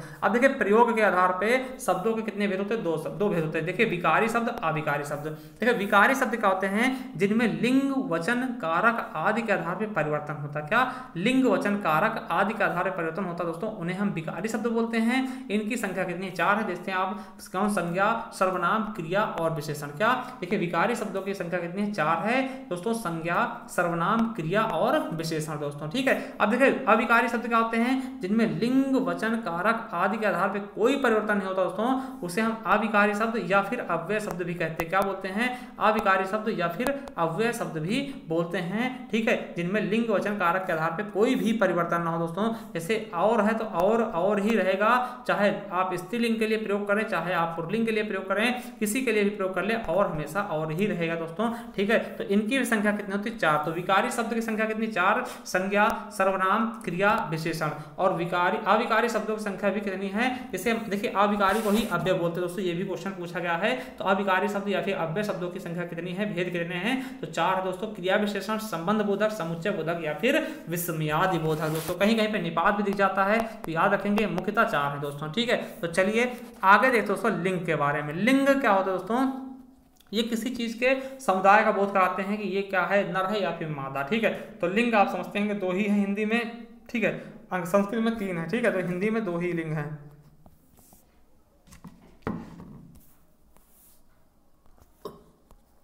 देखिए स्त्रीलिंग और पुल्लिंग। स्त्रीलिंग में क्या होता है, गाय हो गया, रचना हो गई, दया हो गई, कवित्री हो गई। पुल्लिंग क्या होते हैं, लड़का हो गया, दही हो गया, पानी हो गया, कवि हो गया, ठीक है। तो ये क्या हो गया, पुल्लिंग हो गई, ठीक। तो इसके लिए आप विधिवत वीडियो देख सकते हैं हमारे, जब जाएंगे आप प्ले लिस्ट में तो वहाँ पे आपको ये सब चीज़ें मिल जाएंगी बहुत डिटेल में। वहाँ पे जाइएगा, आपको संपूर्ण हिंदी के नाम से प्ले लिस्ट मिलेगा, उससे आप बिल्कुल मतलब कि सब शुरुआत से पढ़िएगा दोस्तों, और अंत तक पूरी हिंदी आपकी तगड़ी हो जाएगी, ठीक है। चलिए अब देखिए इनको पहचानना कैसे है। कोई भी चीज आपको दे देगा, जैसे कहा गया दही, दही क्या है, स्त्रीलिंग है पुल्लिंग, देखने में स्त्रीलिंग है मगर है पुल्लिंग। दही क्या होता है, दही खट्टा होता है। तो आप एक सेंटेंस बना लीजिए, दही खट्टा होता है। अब देखिए दही खट्टा होता है, आपको समझ में आया, होता है तो होता है तो क्या पुल्लिंग होगा, अगर होती होता तो स्त्रीलिंग हो जाता। तो इस तरीके से कोई सेंटेंस बनाने की कोशिश करिए और बिल्कुल वो समझ में आ जाएगा कि स्त्रीलिंग है पुल्लिंग है, ठीक। इस तरह से आप समझिएगा, क्वेश्चन बहुत आते हैं, ठीक है। अब देखिए वचन क्या होते हैं, वचन क्या होते हैं, किसी चीज बताता है कि एक है या 2 है, या फिर एक है या फिर एक से अधिक। अगर एक होगा तो एक वचन होगा, जैसे शिक्षक हमेशा एक वचन होता है, प्रत्येक एक वचन है, जनता एक वचन है, ठीक है। तो ये चीजें आप याद रखेंगे, ये जो सदैव हमेशा एक वचन होते हैं। बहुवचन का होता है आंसू, होश, प्राण और हस्ताक्षर, ठीक। ये हमेशा क्या होते हैं, बहुवचन होते हैं। देखिए और भी, जैसे लड़का का बहुवचन क्या होगा, लड़का क्या है, एक वचन है, लड़का क्या है दोस्तों, एक वचन है, और लड़का का बहुवचन बनाते हैं लड़के हो जाएगा। तो इस तरीके से एक वचन बहुवचन, तो यानी वचन की संख्या कितनी है, 2 ही है, ठीक। संस्कृत में 3 होते हैं, एक वचन, द्विवचन और बहुवचन होते हैं, मगर हिंदी में कितने हैं, 2 ही हैं। इंग्लिश में भी 2 ही होते हैं, सिंगुलर और प्लूरल, है ना। चलिए अब कारक के बारे में देखते हैं। कारक चिन्ह, ठीक। कारक क्या करता है, किसी चीज को जोड़ता है, ठीक है। क्या करता है, किसी चीज को जोड़ता है दोस्तों। कारक की संख्या कितनी है, 8 है, याद रखेंगे। कर्ता ने, देखिए इनके आपको चिन्ह भी दिखा देंगे। कर्ता का ने होता है, जैसे राम ने, है ना। कर्म का को हो जाता है, कर्ता ने कर्म को करण से, संप्रदान के लिए, अपादान से अलग, संबंध काकी के, अधिकरण में पर और संबोधन हे अरे दोस्तों, ठीक है। तो याद रखेंगे ये चीजें बिल्कुल अच्छे से, ठीक है। देखिए अपादान और करण में दोनों से होता है, मगर अपादान क्या होता है, अलगाव की स्थिति में। जैसे हिमालय से गंगा निकलती, तो हिमालय से गंगा अलग हो रही, इसलिए यहाँ पे क्या होगा, अपादान होगा। कर्ण में जुड़ने को उसमें होता है, ठीक। तो याद रखेंगे। अब देखते हैं संज्ञा के भेद। देखिए रचना के आधार पे संज्ञा क्या होते हैं दोस्तों, किसी भी वस्तु, स्थान आदि के नाम, भाव आदि के नाम को संज्ञा कहते हैं दोस्तों। और संज्ञा के भेद कितने होते हैं दोस्तों, 3 होते हैं, ठीक है। देखिए किसके आधार पे, रचना के आधार पे बोले संज्ञा के भेद कितने हैं, तो 3 है। कौन कौन सा, जातिवाचक, समूहवाचक और भाववाचक। जातिवाचक में क्या क्या आता है दोस्तों, जातिवाचक का किसी चीज के जात का बोध कराता है, क्या जाति का बोध कराता है, जैसे मनुष्य हो गया, नदी हो गई, पर्वत हो गया। देखिए आप जातिवाचक और व्यक्तिवाचक में दोस्तों कंफ्यूज होते होंगे ना, जातिवाचक व्यक्तिवाचक में कंफ्यूज होते हैं दोस्तों। देखिए जातिवाचक का होते हैं जिनका बहुवचन बन जाएगा वही क्या होंगे जातिवाचक, और आपके व्यक्तिवाचक का बहुवचन नहीं बनेगा। जैसे मनुष्य का मनुष्य बन गया तो क्या होगा दोस्तों, ये आपका जातिवाचक होगा। ठीक, इस तरह से आप बहुवचन बना के देखिएगा, बन जाता है बहुवचन तो वो क्या होगा जातिवाचक। ठीक, जातिवाचक में जात को बोलते हैं, समूहवाचक में क्या होता है किसी समूह का, जैसे परिवार में समूह होता है, पुलिस में भी समूह होता है, अकेला पुलिस होगा नहीं, कक्षा समिति वर्ग है ना। और भाववाचक का जिनको हम छू नहीं सकते हैं केवल महसूस कर सकते हैं, यौवन हो गया, सच्चाई हो गया, गुरुत्व हो गया, भोलापन, ये क्या है भाववाचक। तो संज्ञा रचना के आधार पर 3 भेद होते हैं, और वहीं अर्थ के आधार पर दोस्तों कितने होते हैं 5 होते हैं। व्यक्तिवाचक राम हो गया जिनके केवल एक ही अर्थ निकलते हैं उनको हम व्यक्तिवाचक बोलते हैं, केवल एक ही होते हैं ना। जातिवाचक हो गया, समूहवाचक, भाववाचक और द्रव्यवाचक क्या होता है, इसमें ठोस द्रव गैस तीनों अवस्थाएं पाई जाती हैं। एकमात्र संज्ञा है जिसमें तीनों अवस्थाएं पाई जाती, कौन सा है दोस्तों, ठोस द्रव गैस यानी कि द्रव्यवाचक। ठीक है, चलिए अगला लेते हैं सर्वनाम। सर्वनाम का होता है दोस्तों जो संज्ञा के स्थान बोले थे, संज्ञा के स्थान, जैसे हमने कहा राम जाता है, राम जाता है। अब राम क्या है दोस्तों, संज्ञा है, अब इसी के स्थान पे हम कहते हैं वो जाता है, वो जाता है दोस्तों, तो ये क्या हो जाएगा आपका, वो शब्द क्या होगा सर्वनाम हो जाएगा, क्योंकि हमने संज्ञा की जगह राम की जगह हमने वो कह दिया दोस्तों, तो इसीलिए ये क्या हो जाएगा आपका सर्वनाम हो जाएगा। ठीक है, अब देखिए सर्वनाम के मुख्यतः कितने भेद होते हैं, तो 6 होते हैं। कितने होते हैं, 6 भेद होते हैं दोस्तों, समझिएगा। ठीक है, पुरुषवाचक, पुरुषवाचक के भी 3 भेद होते हैं, वो हम नीचे पढ़ लेंगे। निश्चयवाचक, जहाँ पे कोई निश्चित चीज का निश्चित बोध हो, जैसे ये किताब है, तो ये किताब है दोस्तों, ये है किताब है दोस्तों, तो किताब क्या है, ये किताब है, तो किताब क्या है निश्चित है। ठीक है, अनिश्चयवाचक क्या होता है, और देखिए अनिश्चयवाचक में क्या आएगा, कुछ आ जाएगा, कोई आ जाएगा, किसी आ जाएगा, जैसे किसी को बुलाओ, कोई आ गया है ना, कुछ चाहिए, कुछ दे दो है ना, तो ये सब क्या है, कुछ दे दो, क्या दे दे भैया, कोई आ गया, कौन आ गया हमें नहीं पता, निश्चित नहीं है ना। अब देखिए संबंधवाचक में क्या होता है, जो या सो आ जाए, जो जैसा करेगा सो वैसा भरेगा है ना, जैसी करनी वैसी भरनी।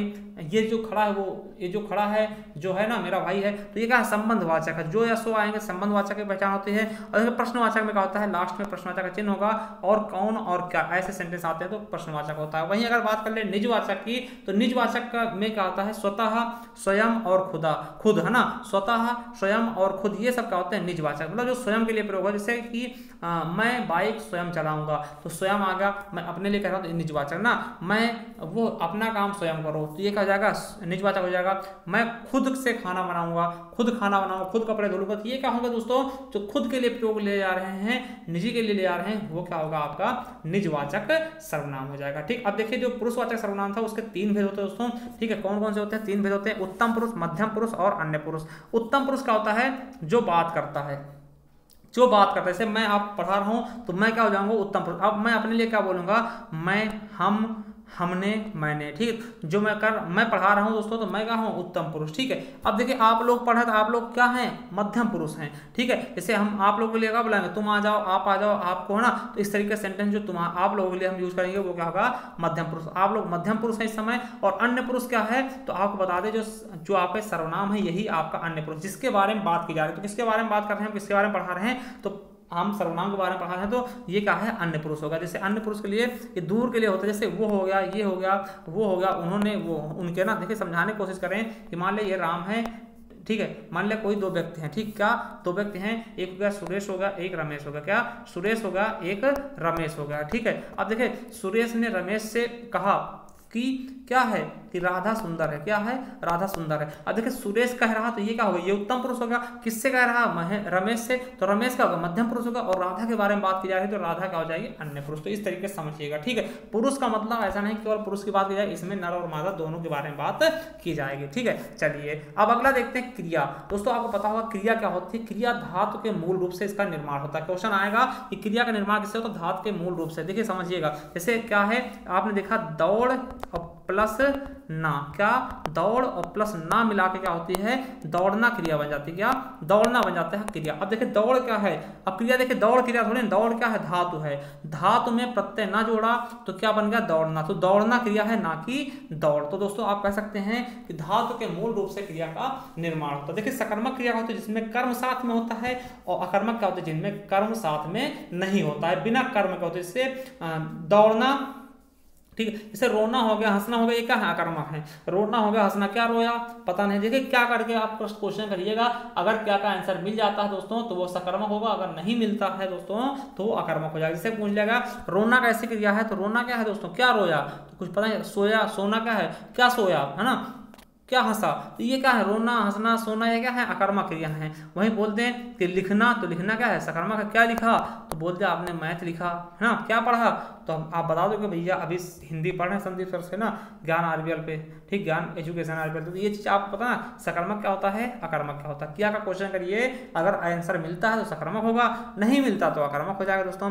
विशेषण समझिए, विशेषण क्या होता है दोस्तों, विशेषण आप समझिएगा, विशेषण क्या होता है दोस्तों, जो विशेषता बताते हैं किसकी, तो आपको बता दें जो विशेष की विशेषता बताते, क्या विशेष की विशेषता बताते दोस्तों, उनको हम विशेषण बोलते हैं। विशेष क्या होते हैं दोस्तों, तो आपको बता दें संज्ञा या सर्वनाम को ही हम क्या बोलते हैं, संज्ञा या फिर सर्वनाम को ही हम क्या बोलते हैं दोस्तों, विशेषण विशेष से बोलते हैं, ठीक है, विशेष से बोलते हैं। देखिए जैसे कहा गया काला घोड़ा, क्या काला घोड़ा, तो काला क्या है दोस्तों, काला घोड़ा, तो घोड़ा क्या है दोस्तों, घोड़ा का आपका संज्ञा है, तो इसीलिए घोड़ा को क्या बोलेंगे हम, विशेष से बोलते हैं। क्या विशेष है, घोड़ा क्या है, विशेष है दोस्तों। और काला क्या है, घोड़े की विशेषता कैसी है, को काला है, तो काला क्या हो जाएगा, विशेषण, ठीक है, विशेषण दोस्तों। तो विशेषण कितने होते हैं दोस्तों, कितने प्रकार के होते हैं, कितने भेद होते हैं, तो 2 होते हैं। क्या सॉरी कितने होते हैं भेद, तो 4 भेद होते हैं। पहला है गुणवाचक, क्या होता है, गुणवाचक। गुणवाचक में क्या होगा, जैसे लंबा चौड़ा है ना, मोटा पतला है ना, पर्वतीय शांत। देखिए इसमें बहुत चीजें पूछाती, गुणवाचक में आपसे पूछा जाएगा ऐतिहासिक कैसा है, तो गुणवाचक ऐतिहासिक। देखिए विशेषण होते का जिनके पीछे कुछ चीज लग जाए, जिनके पीछे कोई सेंटेंस, फिर जैसे हमसे पूछा गया कि ऐतिहासिक क्या है, संज्ञा सर्वनाम है, क्रिया है, विशेषण। तो हमने देखा ऐतिहासिक इमारत, इमारत है ना। देखिए ऐतिहासिक के पीछे सेंटेंस लग रहा है इमारत, अच्छे से फिट होगा, तो इसका मतलब क्या है, ऐतिहासिक क्या है दोस्तों, ये विशेषण है, ठीक है। तो इस तरीके से पहचानिएगा, विशेषण पहचान सकते हैं, उसके पीछे अगर कोई सेंटेंस लग गया तो विशेषण हो जाता है, ठीक है, समझिएगा। अब देखिए गुणवाचक में अगर किसी चीज के गुण की बात की जाएगी, चाहे वो अच्छा हो बुरा हो, मान लिया कह देगा बुरा व्यक्ति, तो बुरा क्या है, गुणवाचक हो गया। अब देखिए संख्या विशेषण, संख्यावाचक विशेषण क्या होगा, देखिए संख्यावाचक विशेषण क्या होगा, इनके बारे में देखिए डिटेल में दिया है कि नहीं। हाँ देखिए अब थोड़ा सा हम इनके बारे में बात करेंगे। संख्या क्या होगा, संख्याएं दी होंगी, जैसे 4 आदमी है ना, 5वां लड़का, 6ठा व्यक्ति, ये सब क्या है, संख्यावाचक होंगे। परिमाणवाचक में क्या था, जब जहां पे नाप तौल का बोध होता है, क्या किसी चीज को नापा या तौला जाएगा, वो परिमाणवाचक विशेषण होता है। सार्वनामिक विशेषण क्या होते हैं, जहां पर सर्वनाम विशेषण की बात काम करता है, वहां पे क्या होता है, सार्वनामिक विशेषण। चलिए आगे देखते हैं दोस्तों, नेक्स्ट चीज देखते हैं। अब देखिए संख्यावाचक विशेषण के भेद देखते हैं दोस्तों। इसके मुख्यतः 5 भेद होते हैं। क्या 5 भेद होते हैं दोस्तों। पहला है गणना बोधक, ठीक है, क्रम बोधक, आवृत्ति बोधक, समुदाय बोधक और प्रत्येक बोधक। क्या गणना बोधक, क्रम बोधक, आवृत्ति बोधक, समुदाय बोधक और प्रत्येक बोधक, ये क्या होते हैं दोस्तों, आपके विशेषण होते हैं संख्यावाचक विशेषण। क्या संख्यावाचक विशेषण। देखिए गणना बोधक को कैसे पहचानेंगे, जैसे आपसे कहा जाए कोई चीज गणना करने के लिए, गिनने के लिए, तो आप क्या करो 1 2 3 4, तो कह देगा 5 व्यक्ति, 5 व्यक्ति में पूछेगा संख्यावाचक विशेषण के अंतर्गत कौन सा विशेषण, तो आप बोलो गणना बोधक, क्योंकि 5 क्या है, गिनती में आता है, ठीक। वहीं क्रम बोधक क्या होता है, कोई चीज क्रम से लगे हुए हैं, मान लिया 5 लोग क्रम से लगे हैं, अब इसको बुलाना है, चौथे वाले बुलाना, क्या बोलोगे 4 लड़का, ऐसा नहीं बोलोगे, बोलोगे चौथा लड़का, है ना। पहले वाले बुलाना प्रथम, पहला लड़का या फिर प्रथम, है ना। तो ये चीजें जब क्रम से लगे होते हैं, तो क्रम में हम कैसे बोलते हैं, पहला दूसरा तीसरा या फिर चतुर्थ या फिर 5वां पंचम, इस तरीके से बोलते हो, तो ये क्या हो जाएंगे आपके क्रम बोधक, ठीक। आवर्ती बोधक क्या होता है, जहां पर देखिए आवर्त बोधक में एक शॉर्ट याद रखना कि जहां पे गुना लगा हो, तो 3 गुना 4 गुना 10 गुना 50 गुना, क्वेश्चन आएगा कि दूध में 2 गुना पानी है, तो कौन सा विशेषण होगा, तो आप बता दें संख्यावाचक विशेषण के अंतर्गत कौन सा होगा, आवृत्ति बोधक, ठीक है। जहां पे गुना हो जाए दोस्तों, वहां क्या होगा, आवृत्ति बोधक। समुदाय में क्या होगा दोस्तों, जैसे कोई चीज आप बुलाने आते हो किसी को, मान लिया किसी के घर में 4 भाई हैं और चारों भाई को बुलाना है, तो क्या बोलोगे, चारों भाई चले आना। ऐसा नहीं कहेंगे कि 4 भाई हैं, आप 3 को बुलाने का कहोगे तीनों भाई चले आना, ठीक है, आप बोलेगे 3 भाई चले आना ना। अब देखिए तीनों का मतलब क्या, दोनों का मतलब क्या, उसके घर में 2 ही भाई हैं और आप पूरे समुदाय बुला रहे हैं, उनके पूरे भाई बुला रहे हैं, 5 बहनें है ना, तो 5 ही बहन है उनकी और 5 बुला। जब पूरे समुदाय को बुलाया जाएगा तो क्या होगा, आपके उसमें 9 लगा होगा ना, ओ की मात्रा लगी होगी, तो ये पहचान जाना समुदाय बोधक से ना, शॉर्ट क्या होगा, ओ की मात्रा लगी होगी तो आप समुदाय बोधक होगा। अब देखिए प्रत्येक बोधक क्या होता है दोस्तों, प्रत्येक बोधक में कहेगा हर एक प्रत्येक, जैसे प्रत्येक नेता भ्रष्ट है, हर एक को हर एक अपराधी है ना, तो यहाँ पर जहाँ प्रत्येक हर एक और एक करके दंड मिलेगा, तो यहाँ पे क्या होगा, प्रत्येक बोधक यानी सबकी बात की जा रही है, ठीक है। तो ये चीज आपको याद रखना। अगला है परिमाणवाचक। परिमाणवाचक क्या दोस्तों, जहाँ पे किसी चीज के नापने या फिर तौलने का बोध होता है, क्या किसी चीज के नापने या फिर तौलने का बोध होता है दोस्तों, उसे हम परिमाणवाचक बोलते हैं, ठीक है। तो याद रखेंगे बिल्कुल अच्छे से। देखिए जैसे कहा गया, देखिए 2 यहाँ भी आया, मगर यहाँ पे 2 किलो आम, देखिए 2 तो यहाँ पे आया, संख्यावाचक मत समझना, क्योंकि किलो आम का तौला जाएगा। देखिए इसमें इकाई आ जाएंगे, ठीक है, तौलने की इकाई आएंगे, लीटर आ गया, मीटर आ गया, किलो आ गया, ग्राम आ गया, और किलोमीटर आ गया। तो इस तरीके से अगर मिल जाएंगे दोस्तों, तौलने वाले मापक यंत्र मिल जाएंगे, तो वहां पे क्या होगा, आपका परिमाणवाचक होगा। अब देखिए परिमाणवाचक के दो भेद होते हैं, क्या, निश्चित और अनिश्चित। जहां पे कोई निश्चित चीज होगी उसे हम निश्चित करेंगे, जैसे 2 किलो आम से कहा गया आपसे, तो 2 किलो आम आप तौल दोगे, तुरंत दे दोगे, ठीक है, तो निश्चित है। ठीक है, 4 मीटर कपड़ा कहा गया, तो 4 मीटर कपड़ा आप नापोगे, दे दोगे। 1.25 सेर चावल कहा गया, 1.25 सेर आप चावल हमें दे दोगे। अगर वहीं कह देगा किंचित, किंचित जरा सा नमक डाल दो, जरा सा नमक, कितना जरा सा डाल दो दोस्तों, अनिश्चित हो जाएगा। जो चीज हम पूरा एकदम पूर्णतः अनुमान न लगा पाए वो क्या होगा, अनिश्चित होगा। जैसे कहा गया थोड़ा नमक दे दो, थोड़ी दाल डाल दो ना। अब थोड़ी कितने कही, बहुत अधिक हो गया, तो कितना अधिक होगा भैया, ज्यादा अधिक होगा। आप बोलते आधा 50 ग्राम अधिक है तो निश्चित होता, आप करो अधिक, बहुत अधिक है, तो बहुत अधिक कितना, बहुत अधिक है दोस्तों, इसलिए यहाँ पे कहा जाएगा इस निश्चित नहीं है, कितना परिमाण है इसका, निश्चित नहीं है ना। बहुत तनिक कहें, तनिक आम दे दो, तनिक सा चावल दे दो, तो तनिक चावल कितना तनिक देते हैं हमें खुद समझ में आ रहा है ना। आप बता दो 50 ग्राम देना, 100 ग्राम देना, 1 चमचा देना, तो वो चीज़ आप समझ जाओगे। जहाँ पे निश्चित होगा वो निश्चित परिमाणवाचक होगा, जहाँ पे निश्चित नहीं होगा वो अनिश्चित होगा। चलिए अब देखते हैं सार्वनामिक विशेषण के बारे में। तो सार्वनामिक विशेषण क्या होता है दोस्तों, आपको पता होगा सार्वनामिक जो सर्वनाम होते हैं, जो विशेषण के लिए यूज होंगे वो सार्वनामिक विशेषण होंगे। देखिए पहला है मौलिक सार्वनामिक। देखिए वो सर्वनाम जो जिस तरह से यूज होते हैं उसी तरह से आ जाते हैं, वो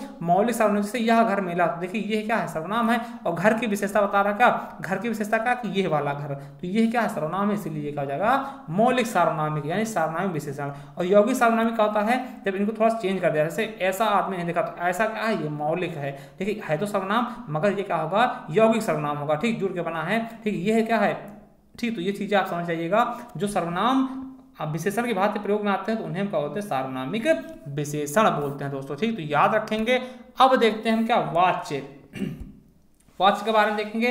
वाच्य के भेद कितने होते हैं, तो 3 होते हैं। कितने होते हैं दोस्तों, वाच्य के भेद कितने होते हैं, 3 होते हैं दोस्तों। याद रखें, कृतवाच्य, कर्मवाच्य और भाववाच्य। देखिए कृतवाच्य में क्या होता है, कर्ता की प्रधानता होती है। ये क्वेश्चन पूछा कि वाच्य के कितने भेद होते हैं यूपी पुलिस में, तो 3 होते हैं, कृतवाच्य, कर्मवाच्य और भाववाच्य। कृतवाच्य में कर्ता की प्रधानता होगी, कर्मवाच्य में कर्म की प्रधानता होगी, भाववाच्य में भाव की प्रधानता होगी। देखिए पहचानने के लिए क्या है दोस्तों, आपको बता दें, अगर कर्ता के साथ दोस्तों कहीं भी आपको के द्वारा या फिर से मिल जाए तो वो क्या होगा, कर्मवाच्य के अंतर्गत आएगा। भाववाच्य में क्या होता है दोस्तों, इसमें हमेशा और हमेशा क्रिया क्या होगी, एक वचन होगी, पुल्लिंग होगी, और जो आपका कर्ता होगा वो दोस्तों अन्य पुरुष होगा, ठीक है। जिसमें ऐसे क्या होगा, नहीं, और इसमें निगेटिव का बोध होगा, जैसे उससे चला नहीं जा सका तो क्या होगा, भाववाचक हो जाएगा ना। जैसे कहा गया राम के द्वारा केला खाया गया है ना, तो राम के द्वारा, तो के द्वारा आ गया, यानी कि कारक चिन्ह, अगर आपको कारक चिन्ह लगा हुआ मिल जाता है केवल, और देखिए कारक चिन्ह मिलेगा तो मिलेगा, कौन सा मिलेगा, देखिए कृतवाच्य में केवल और केवल कारक चिन्ह अगर मिलता है तो केवल ने मिलेगा, इसके अलावा कोई कारक चिन्ह नहीं होगा। अगर इसके अलावा कारक चिन्ह मिलते हैं तो वो कर्मवाच्य हो जाएगा। और अगर निगेटिव चीजें हैं और आपका क्रिया क्या है, पुल्लिंग है, ठीक, और एक वचन है तो आपका भाववाचक हो जाएगा ना, भाववाच्य हो जाएगा, ठीक। तो ये चीज याद रखेंगे। अब क्रिया विशेषण क्या होते हैं, इनकी संख्या कितनी है, 4 है। क्रिया विशेषण की संख्या कितनी है, 4 है। स्थानवाचक, कालवाचक, रीतिवाचक, परिमाणवाचक। क्रिया विशेषण का तो क्रिया की विशेषता बताते हैं, जैसे समझिएगा, जैसे कहा गया राम दौड़ता है, क्या, राम दौड़ता है, तो राम दौड़ता है, क्या, राम दौड़ता है दोस्तों, ठीक है। अब देखिए इसी में कहते हैं दौड़ता था, मगर कहते हैं राम तेज दौड़ता, राम तेज दौड़ता है, तेज है ना, तेज, हमने कहते हैं राम तेज दौड़ता है। अब देखिए राम दौड़ने की विशेषता, दौड़ता था ये क्रिया है, अब दौड़ता कैसे दौड़ता, तेज दौड़ता, तो तेज क्या होगा दोस्तों, तो क्या होगा, क्रिया विशेषण। तो ये चीज आप याद रखेंगे। अब देखिए संबंध बोधक क्या होता है, जो दो संज्ञा या सर्वनाम या फिर सर्वनाम संज्ञा या फिर संज्ञा संज्ञा या फिर सर्वनाम सर्वनाम में विशेषता बताता है। जैसे राम और सीता, राम और सीता, तो इसमें देखिए राम और सीता, ये देखिए दोनों क्या है, ये संज्ञा है, ये संज्ञा है, तो देखिए राम और सीता को कौन, राम और सीता दोनों संज्ञा कौन जोड़ रहा, और, तो ये क्या होगा, संबंध बोधक। क्या रखेंगे, संबंध बोधक। जैसे कहिएगा मैं और वह घर गए थे, मैं और वो घर गए थे, मैं और वो, देखिए मैं सर्वनाम है, वो सर्वनाम है, इन दोनों कौन जोड़ रहा है, और। देखिए जब संज्ञा या सर्वनाम को, सर्वनाम या संज्ञा को, या संज्ञा संज्ञा को, या सर्वनाम सर्वनाम को जो चीज जोड़ेगा वही क्या होगा, संबंध बोधक, ठीक है। जैसे कह दिया कि राजू और मैं बाजार गए, है ना, तो मैं, देखिए अब ये क्या है, संज्ञा है, ये सर्वनाम है, दोनों कौन जोड़ रहा है, और जोड़ रहा है, और तथा कुछ भी हो सकता है दोस्तों, संज्ञा को सर्वनाम से, सर्वनाम को संज्ञा से, संज्ञा को संज्ञा से, या फिर सर्वनाम को सर्वनाम जोड़ेगा, वही क्या होगा, संबंध बोधक। ठीक, इनकी संख्या कितनी है, 13, और ये आपके फॉरेस्ट गार्ड में पूछा गया था। कौन कौन से होते हैं, कालवाचक, स्थानवाचक, सादृश्यवाचक, तुलनावाचक, दिशावाचक, साधनवाचक, हेतुवाचक, विषयवाचक, व्यतिरेकवाचक, विनिमयवाचक, विरोधवाचक, सहचरवाचक और संग्रहवाचक। तो याद रखेंगे।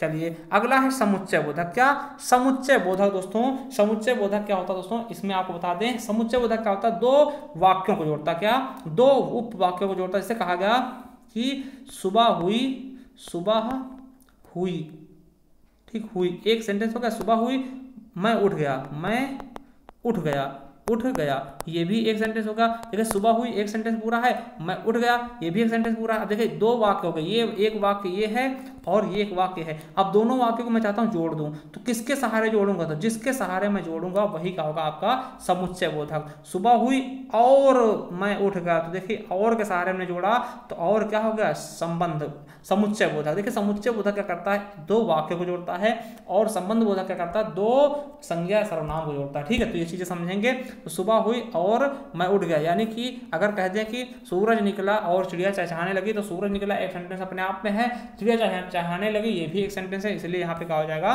समुच्चय बोधक। समुच्चय बोधक दो प्रकार के होते हैं, समानाधिकरण और व्याधिकरण, तो ये भी याद रख लेंगे। चलिए अगला देखते हैं विस्मयादि बोधक। देखिए विस्मयादि बोधक में क्या होता है, इसमें क्या होता है, हर्ष, आश्चर्य, शोक, तिरस्कार आदि के भावों का बोध होता है। ठीक, और विस्मयादि बोधक का चिन्ह ऐसे लगा हुआ मिल जाएगा, तो आप समझ आना क्या है, विस्मयादि बोधक है। ठीक है, इसमें तो ये चीजें आपको समझना है। देखिए हर्षबोधक में क्या होता है, जैसे शाबाश, है ना, आहा, कैसे हो गया ना। शोक में क्या होता है, हाय राम, है ना, हाय, उफ, है ना, ऐसे सेंटेंस का हो गया, शोक बोधक में होगा। आश्चर्य में क्या, कैसे, है ना। अनुमोदन में क्या होता है, जी हाँ ठीक है। तिरस्कार में छी, दूर, है ना। स्वीकार में जी हाँ, अजी। संबोधन में क्या होता है, हे अरे। तो ऐसे सेंटेंस का होते हैं विस्मयादि बोधक के 7 भेद होते हैं। ठीक, निपात का होता है दोस्तों, देखिए निपात का होता है किसी चीज पे बल देता है, किसी चीज पे क्या करता है, बल देता है। जैसे कहा गया वह घर जाता है ना, वह घर जाएगा, तो वो घर जाएगा, क्या जाएगा। अब देखिए ये क्या है, सेंटेंस है, सिंपल सेंटेंस है। अब इसमें हम निपात कर दें, जोड़ डाल दें, तो वो घर भी जाएगा, क्या, घर भी जाएगा। देखिए सेंटेंस तो था वो घर जाएगा, अब इसमें हमने निपात डाल दिया, क्या, वह घर भी जाएगा दोस्तों। तो भी शब्द क्या है, ये उस सेंटेंस पे बल दे रहा है, यानी निपात कर रहा। तो निपात का होगा भी शब्द, है ना, भी शब्द क्या है, निपात। तो ये चीजें, जैसे वो एक गिलास दूध पिएगा, क्या, वह एक गिलास दूध पिएगा, तो वह एक गिलास भर के दूध पिएगा, तो भर के क्या दोस्तों, निपात है, वो किसी चीज पे बल दिया जा रहा है, तो वही चीज होते हैं निपात। निपात कितने भेद होते हैं, 9। सकारात्मक निपात, नकारात्मक निपात, निषेधात्मक निपात, प्रश्नबोधक निपात, विस्मयादि बोधक निपात, बलदायक निपात, तुलना बोधक निपात, अवधारणा बोधक निपात और आदर बोधक निपात दोस्तों। तो ये निपात थे आपके, तो आप समझ गए बिल्कुल अच्छे से। देखिए हमारे 50 पॉइंट का हो गए, पूरे हो गए, और मेरा समय कितना होगा, 1 घंटा, पूरा 1 घंटे में हमने पूरे 50 के 50 टॉपिक हमने कवर कर लिए। देखिए ये हमारा क्या है, समय चल रहा है 1 घंटा 25 सेकंड। ठीक है, चलिए आगे देखते हैं। चलिए समास के बारे में देखते हैं। देखिए समास की अगर हम बात करते हैं तो समास के कितने भेद होते हैं, 6 भेद होते हैं। मुख्यतः कौन कौन से होते हैं, अव्ययभाव समास, तत्पुरुष समास, द्वंद्व समास, द्विगु समास, कर्मधारय समास और बहुब्रीहि समास। क्या, बहुब्रीहि समास। देखिए कर्मधारय समास क्या होते हैं, देखिए इन समासों के बाद अगर बात करते हैं दोस्तों, तो देखिए एक होता है आपका अव्ययभाव समास। क्या, अव्ययभाव समास, इसका प्रथम पद प्रधान होगा। देखिए कोई भी हम अगर वर्णमाला शुरू करते हैं, हमारा आ से स्टार्ट होता है, इसका मतलब क्या, सबसे पहले आता, यानी कि प्रथम जो पुरुष होगा। देखिए प्रथम जो होगा पद किसका प्रधान होगा, अव्ययभाव समास का। क्या, अव्ययभाव समास का। अब देखिए द्वंद्व समास का होता है, दोनों पद प्रधान होते हैं। क्या, दोनों पद प्रधान किसका होता है, द्वंद्व समास। कैसे, देखिए अगर हम द्वंद्व लिखते हैं दोस्तों, तो किस तरह लिखते हैं, इस तरीके से लिखते हैं द्वंद्व। देखिए ऐसा लग रहा है कि दोनों क्या बराबर है, इसीलिए याद रख लेंगे कि दोनों पद किसके प्रधान हो गए, द्वंद्व के।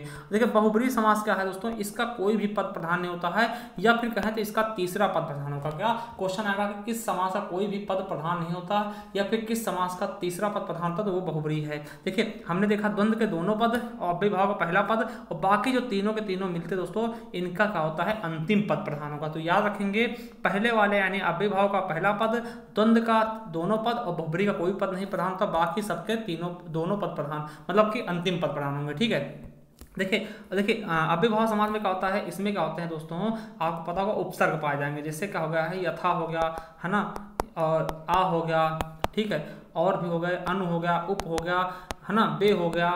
तो इस तरीके से बेकार हो गया, अनुक्रम हो गया, अनुपय होगा, है ना, या फिर आजन्म हो गया, यथासंभव, यथाशीघ्र, यथाक्रम, तो इस तरह के सेंटेंस आएंगे तो क्या होंगे अव्ययभाव, यानी कि आप कह सकते हैं कि अव्ययभाव में क्या होता है आपका उपसर्ग पाया जाता है। वैसे उपसर्ग क्या होता है आपके कर्मधारय में पाया जाता है, जैसे सज्जन होगा तो सज्जन, कुपुत्र हो गया, तो वो चीजें कुछ अपवाद होती है, उसके लिए आप डिटेल में वीडियो हमारे देख लेना, संपूर्ण हिंदी वाले आप जाएंगे तो आपको प्लेलिस्ट मिलेगी संपूर्ण हिंदी, तो वहां जाकर के आप बिल्कुल अच्छे से देख लेना। इसमें हम थोड़ा सा आपको समझाने की कोशिश कर रहे हैं, ठीक है। तत्पुरुष समास में क्या होता है आपको कारक चिन्ह मिल जाएंगे, ठीक है, 8 कारक चिन्ह इनमें लुप्त होंगे तो वो आपका तत्पुरुष समास होगा, ठीक। द्वंद्व में क्या होगा दोस्तों, दोनों पद अलग अलग होंगे, उनको तोड़ेंगे तो और लगे, जैसे माता पिता, माता और पिता, भाई बहन, भाई और बहन, है ना। द्विगु समास होगा तो पहला पद संख्यावाची होगा, जैसे क्या होगा दोस्तों, सप्त ऋषि हो गया, है ना, 7 आ गया, है ना।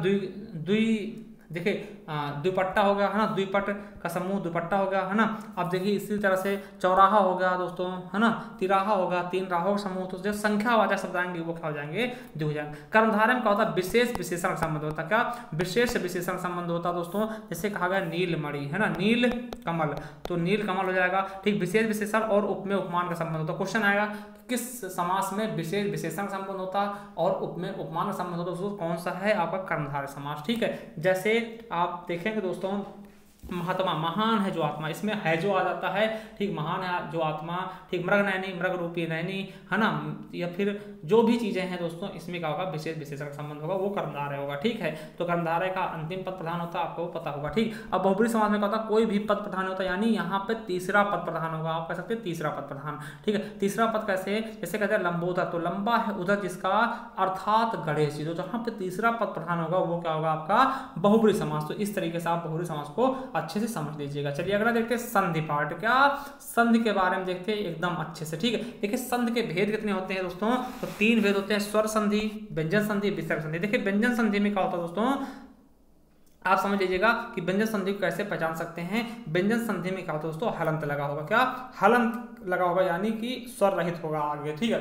देखिए जब उनको तोड़ते हैं, जैसे कहा संसार, तो समधन सार, समधन सार, अगर कहीं पे भी टूटा हुआ वाक्य मिलता और उसके नीचे अगर हलंत लगा दोस्तों तो व्यंजन संधि हुआ, ठीक। विसर्ग संधि में क्या होता है, विसर्ग लगा होगा, जैसे कहा गया मनः धन रथ, क्या मनः धन रथ, तो मनः धन रथ, तो कहीं भी अगर ऐसे टूटा हुआ वाक्य मिलता और उसमें विसर्ग लगा है तो वो क्या हो जाएगा दोस्तों, विसर्ग संधि हो जाएगी, ठीक। अब देखिए स्वर में क्या होता है, जहां पे स्वर और स्वर का मेल होगा, क्या स्वर और स्वर का जहां मेल होगा वहां पे स्वर संधि होगी। और स्वर संधि के कितने भेद होते हैं, 5 भेद होते हैं, क्या स्वर संधि के भी 5 भेद होते हैं। इनको हम पहचानने के भी ट्रिक बता देंगे, या आप समझ सकते हैं शॉर्ट ट्रिक है, क्या संधि पहचानने। देखिए जहां कहीं भी आपको तोड़ते समय बीच में बड़े आ की मात्रा, बड़े ई की मात्रा और बड़े ऊ की मात्रा या फिर समान स्वर मिल जाए, ठीक, तो वो क्या होगा आपकी दीर्घ संधि होगी। जैसे विद्यालय, विद्यालय, विद्यालय, देखिए बड़े आ की मात्रा आ गया, है ना, तो विद्यालय, है ना, तो देवालय, देवालय, है ना, देव प्लस आलय, या फिर समान स्वर मिल जाएंगे, इसमें समान स्वर भी ले सकते हैं, दोनों क्या होंगे, समान होंगे। देखिए विद्या धन आलय, तो विद्या धन आलय, तो यहाँ पे देखिए बड़ा आ मिल रहा है और यहाँ बड़ा यानी समान स्वर मिल रहा है, तो क्या हो गए दीर्घ संधि। या फिर बड़ी ई की मात्रा, जिसे कह देगा नदीस, क्या नदीस कह देगा, नदीस, है ना, तो नदी प्लस ईस, नदी प्लस ईस, तो देखिए समान स्वर मिल रहे हैं, तो देखिए बड़ी की मात्रा आ गया। और ऊ की मात्रा से भानुदय कह देगा, भानुदय, है ना, भानुदय, इसमें कौन सा संधि है, तो आप बताएंगे दीर्घ संधि, क्यों, बड़े ऊ की मात्रा आ गई, अगर इसको हम तोड़ते भानु प्लस उदय हो जाएगा, है ना, तो इस तरीके से। अब गुण संधि में क्या होता है, अब देखिए हमने देख लिया क्या, बड़े आ की मात्रा, है ना, बड़ी ई की मात्रा और बड़े ओ की मात्रा देख लिया, तो अब बचा क्या दोस्तों, ए की मात्रा बचा है और ओ की मात्रा बचा, तो ए और ओ की मात्रा गुण संधि में आ जाएंगे। कैसे, देखिए जैसे कहा गया रमेश, तो रमेश में कौन सी संधि है, तो हमने देखा ए की मात्रा आ रही है तो कहा जाएगा गुण संधि, ठीक है। आप कहते हैं महोदय, क्या महोदय दोस्तों, महोदय कह दिएगा, महोदय में कौन संधि है, तो ओ आ गया, ओ की मात्रा यानी कहा जाएगा गुण संधि, ठीक, मात्रा आनी चाहिए, ओ की मात्रा गुण संधि। अब वही देखिए हमने कहा वृद्धि संधि, तो वृद्धि संधि में क्या आई की मात्रा और ओ की मात्रा, यानी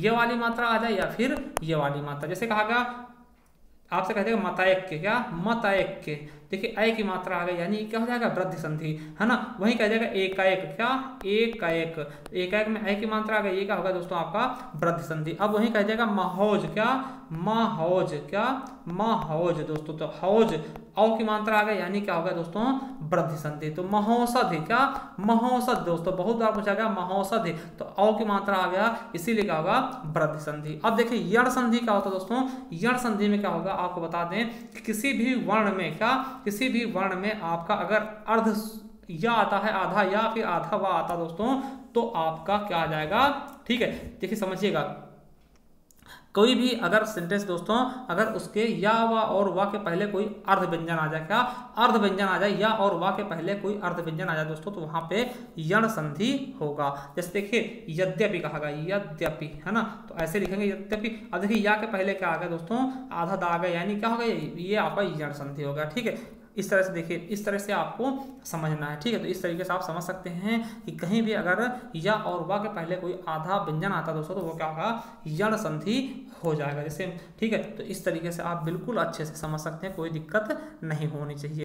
जैसे और उदाहरण देखते हैं दोस्तों, जैसे कहते हैं स्वल्प, स्वल्प, है ना, स्वल्प। अब देखिए वा के पहले क्या आ गया, आधा सा आ गया ना, अत्यल्प कह दिया गया, अत्यल्प, है ना, अत्यल्प। देखिए या के पहले आधा ता आ गया है, स्वच्छ कह दिया गया, न्याय कह दिया गया, न्याय। अब देखिए या के पहले आधा व्यंजन, प्रत्यक्ष हो गया, प्रतिधन अच्छी, है ना, तो विधन आस व्यास हो गया, अध्यक्ष हो गया, तो अध्यक्ष में क्या आ रहा है, अध्यक्ष में क्या आ रहा है, या के पहले आधा धा रहा, तो इसलिए यहाँ पे क्या जाएंगे आपके यण संधि, यानी आप कह सकते हैं या और वा के पहले आधा व्यंजन आएगा। अब अयादि संधि में क्या होता है दोस्तों, या और वा आएगा बीच में, कोई भी सिंपल सेंटेंस होगा दोस्तों और उनके बीच में क्या होगा, या और वा आएगा। जैसे कह देगा प्रसव, है ना। अब देखिए कोई चीज देख लिएगा कि जिसमें या और वा है, जैसे आपने देखा होगा नायक हो गया, है ना, नायक हो गया, गायक हो गया, पावक हो गया तो वाह आ गया, है ना, नायक में यह आ गया, विधायक हो गया तो यह आ गया, है ना। इस तरीके से ज़्यादा अधिकतर क्या होता है दोस्तों, सिंपल सेंटेंस होंगे दोस्तों, अधिकतर 3 ही अक्षर होते, वैसे होते ज़्यादा भी, जैसे प्रसाविका हो गया, है ना, या फिर विधायक होगा, तो होते ज़्यादातर मतलब 3 अक्षर के होते हैं ज़्यादातर, ना, और एकदम सिंपल सेंटेंस होंगे और उनके बीच में या और वाह आता है दोस्तों। तो ये चीज़ें आप समझ जाइएगा, कहाँ पे हो जाएगा, अयादि संधि के उदाहरण हो जाएंगे। चलिए अब वाक्य कितने भेद होते हैं दोस्तों, वाक्य समझिएगा। वाक्य में देखिए वाक्य क्या होते हैं कि जो शब्दों से मिलकर बनते हैं उन्हें वाक्य कहते हैं। जैसे राम घर जाता है, राम घर जाता है, तो देखिए कितने सेंटेंस है, कितने शब्द है दोस्तों, तो एक ये शब्द होगा, दूसरा ये होगा, तीसरा ये होगा, चौथा ये, तो 4 शब्द हो गए, 4 शब्दों से मिलकर के एक ये वाक्य बन गया, ठीक। तो वाक्य, ठीक, हमने बताया था कि भाषा सबसे बड़ा इकाई का होता है वाक्य होता है। तो वाक्य के देखिए अर्थ के आधार पर कितने भेद होते हैं, 8 होते हैं। अर्थ के आधार पर कितने भेद, 8 भेद। कौन कौन से, विधानवाचक, जैसे राम जाता है क्या है, विधानवाचक शब्द है। निषेधवाचक वाक्य, सड़क पर मत टहलना, जिसे मना किया जाए वो निषेधवाचक होगा। आज्ञावाचक क्या होता है, किसी की आज्ञा मानना, दरवाजा बंद कर दो भैया, आज्ञा दी जा रही तो आज्ञावाचक हो गया। प्रश्नवाचक क्या होता है, किसी को प्रश्न करना, तुम कहाँ जा रहे हो, जहां पे उत्तर मिलने की संभावना हो, क्या होगा, प्रश्नवाचक। चौथा हो गया इच्छावाचक, क्या होता है, जिसमें आपकी इच्छा हो वो चीज कहने के लिए, जैसे आपकी उम्र लंबी हो दोस्तों, देखा है, इच्छा है मेरी, ठीक, तो इच्छावाचक हो गया। संदेहवाचक होगा, जहां पे कोई चीज संदेह हो, शायद वो कल आए, यहाँ पे संदेह है, ठीक है, संशय है कि शायद आ सकता है ना। विस्मय क्या होगा, काश मैं भी होता, तो काश यहाँ पे ये लगा लेंगे, विस्मयादिबोधक का चिन्ह लगा लेंगे दोस्तों, और एक हो जाएगा विस्मयवाचक। संकेतवाचक क्या होता है, ये एक दूसरे सेंटेंस पे आश्रित होते थे संकेतवाचक, यदि आप आते तो अच्छा होता, ये क्या संकेत है दोस्तों, तो यहाँ पे संकेतवाचक हो जाएगा।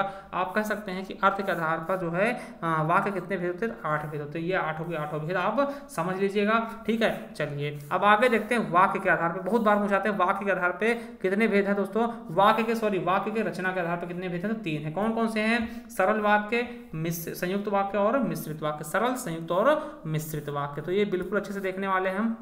देखिए सरल वाक्य क्या होते हैं, सरल व साधारण वाक्य क्या होते हैं दोस्तों, जिनमें एक उद्देश्य और एक ही विधेय होता है। क्या, एक उद्देश्य और एक ही विधेय होता है दोस्तों, उसे हम सरल वाक्य कहते हैं। जैसे राम जाता है, तो इसमें एक ही करता है, एक ही कर्म है, यानी कि एक ही उद्देश्य और एक ही विधेय दोस्तों, इसलिए इनमें क्या होगा, सरल वाक्य, ठीक, जिसमें कोई और कुछ हो ही ना, है ना।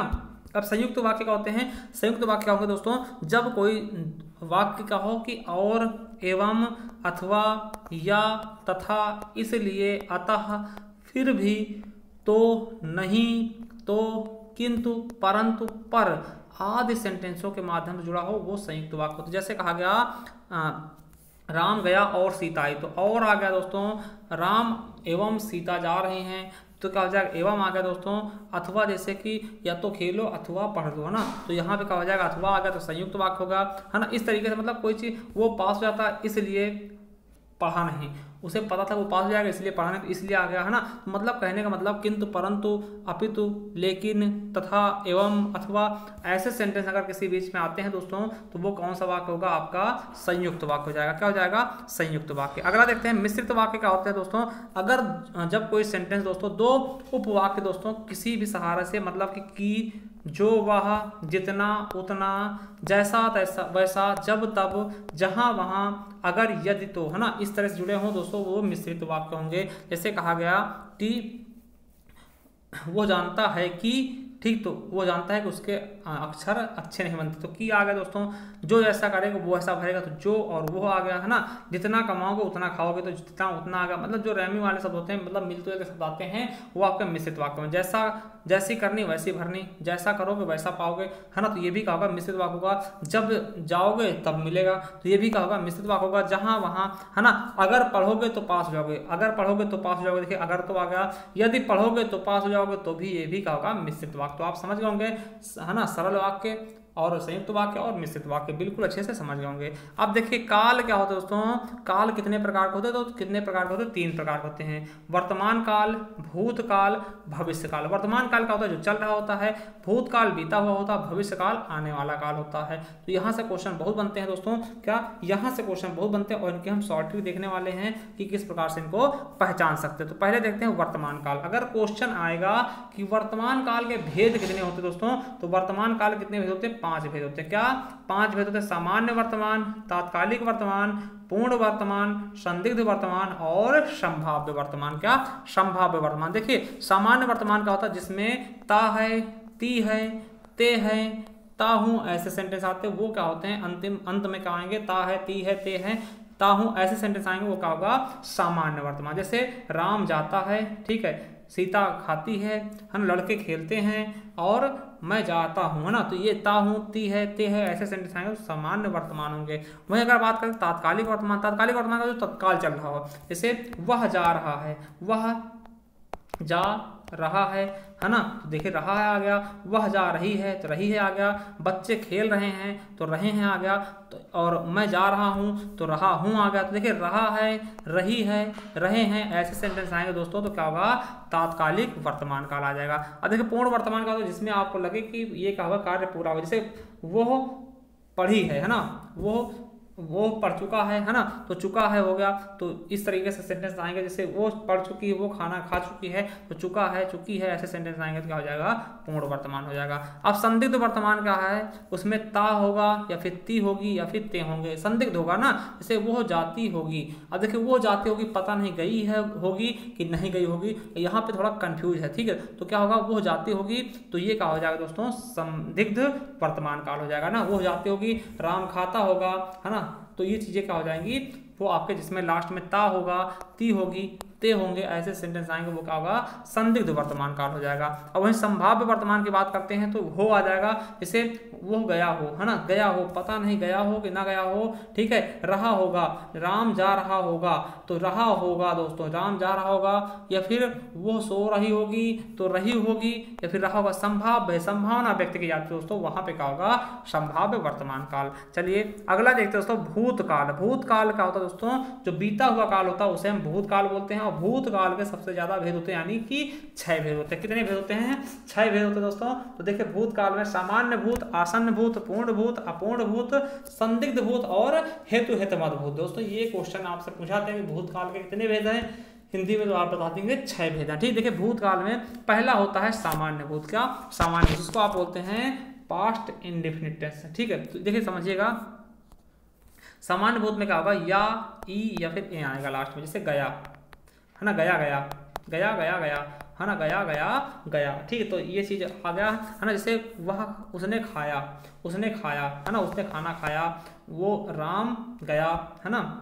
तो इस तरह से या आया लास्ट में, या फिर ई आए, या फिर ए आए, तो ये क्या होगा, सामान्य भूत। अब वही देखिए, अगर या के साथ में है लग जाए दोस्तों, तो आसन्न भूत। जैसे राम गया है, तो राम गया है, गया है मतलब क्या, अभी तुरंत गया ना, तो आसन्न मतलब क्या, रिसेंट वाला हो गया, है ना।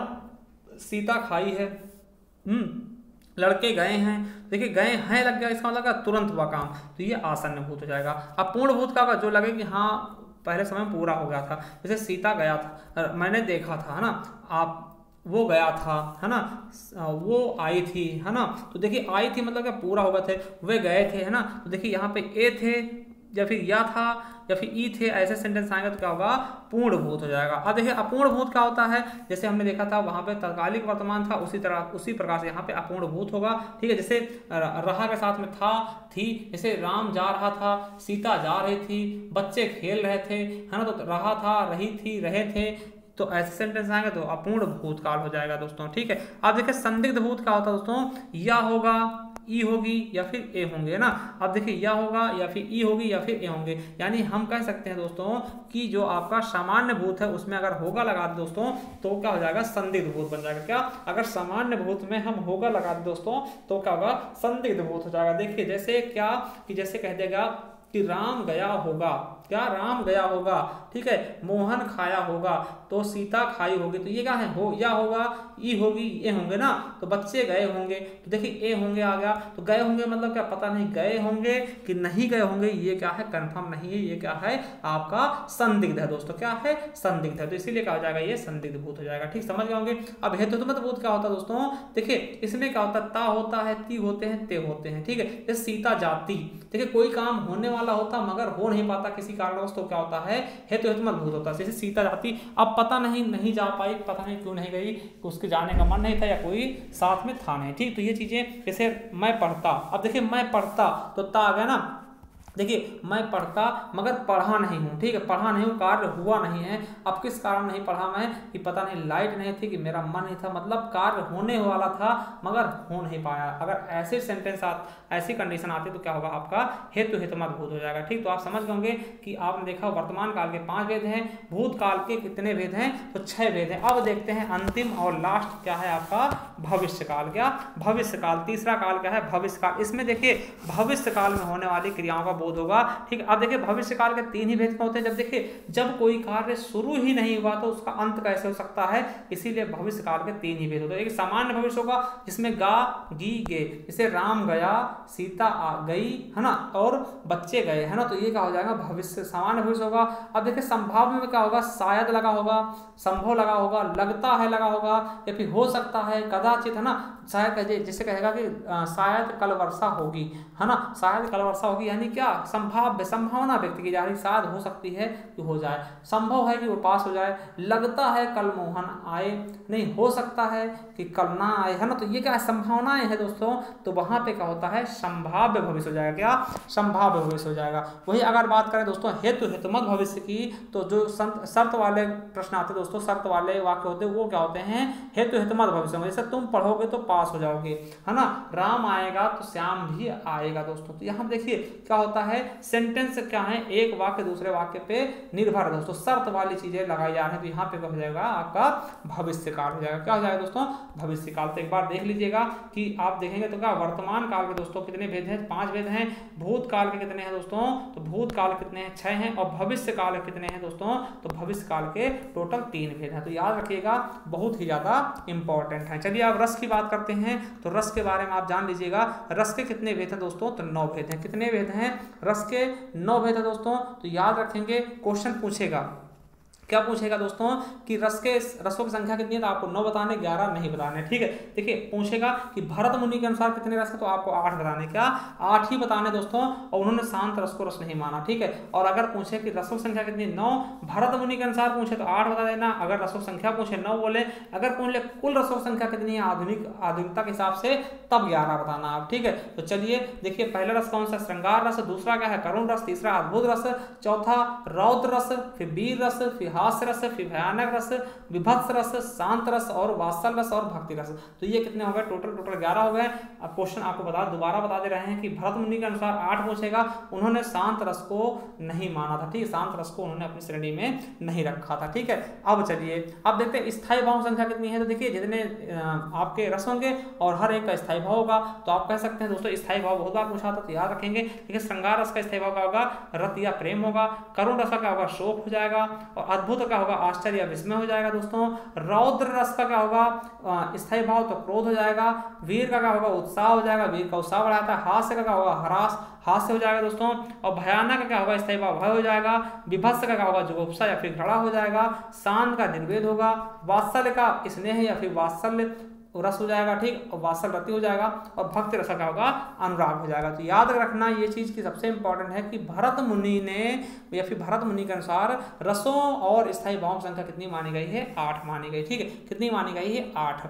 अब देखिए रस के अंग कितने हैं, क्वेश्चन समझिएगा, रस के अंग कितने हैं, तो अंग आपको बता दें 4 ही हैं। कितने हैं, 4 अंग हैं दोस्तों। कौन से, विभाव, अनुभाव, संचारी भाव और स्थायी भाव दोस्तों। तो मगर एक चीज आप याद रखना कि भरत मुनि के अनुसार दोस्तों, क्या भरत मुनि के अनुसार जो इनके रस के अंग है दोस्तों, उन्होंने 3 ही माने हैं। किसको किसको माना है? तो विभाव को, अनुभाव को और संचारी भाव को उन्होंने रसों का अंग माना है, स्थायी भाव को उन्होंने रसों का अंग नहीं माना है दोस्तों। ठीक है, अब देखिए विभाव कितने हैं दोस्तों? आलंबन और उद्दीपन। देखिए विभाव की संख्या कितनी है? आलंबन और उद्दीपन दोस्तों, तो ये याद रखेंगे। ठीक है, ये याद रखेंगे, उद्दीपन और आलंबन दोस्तों।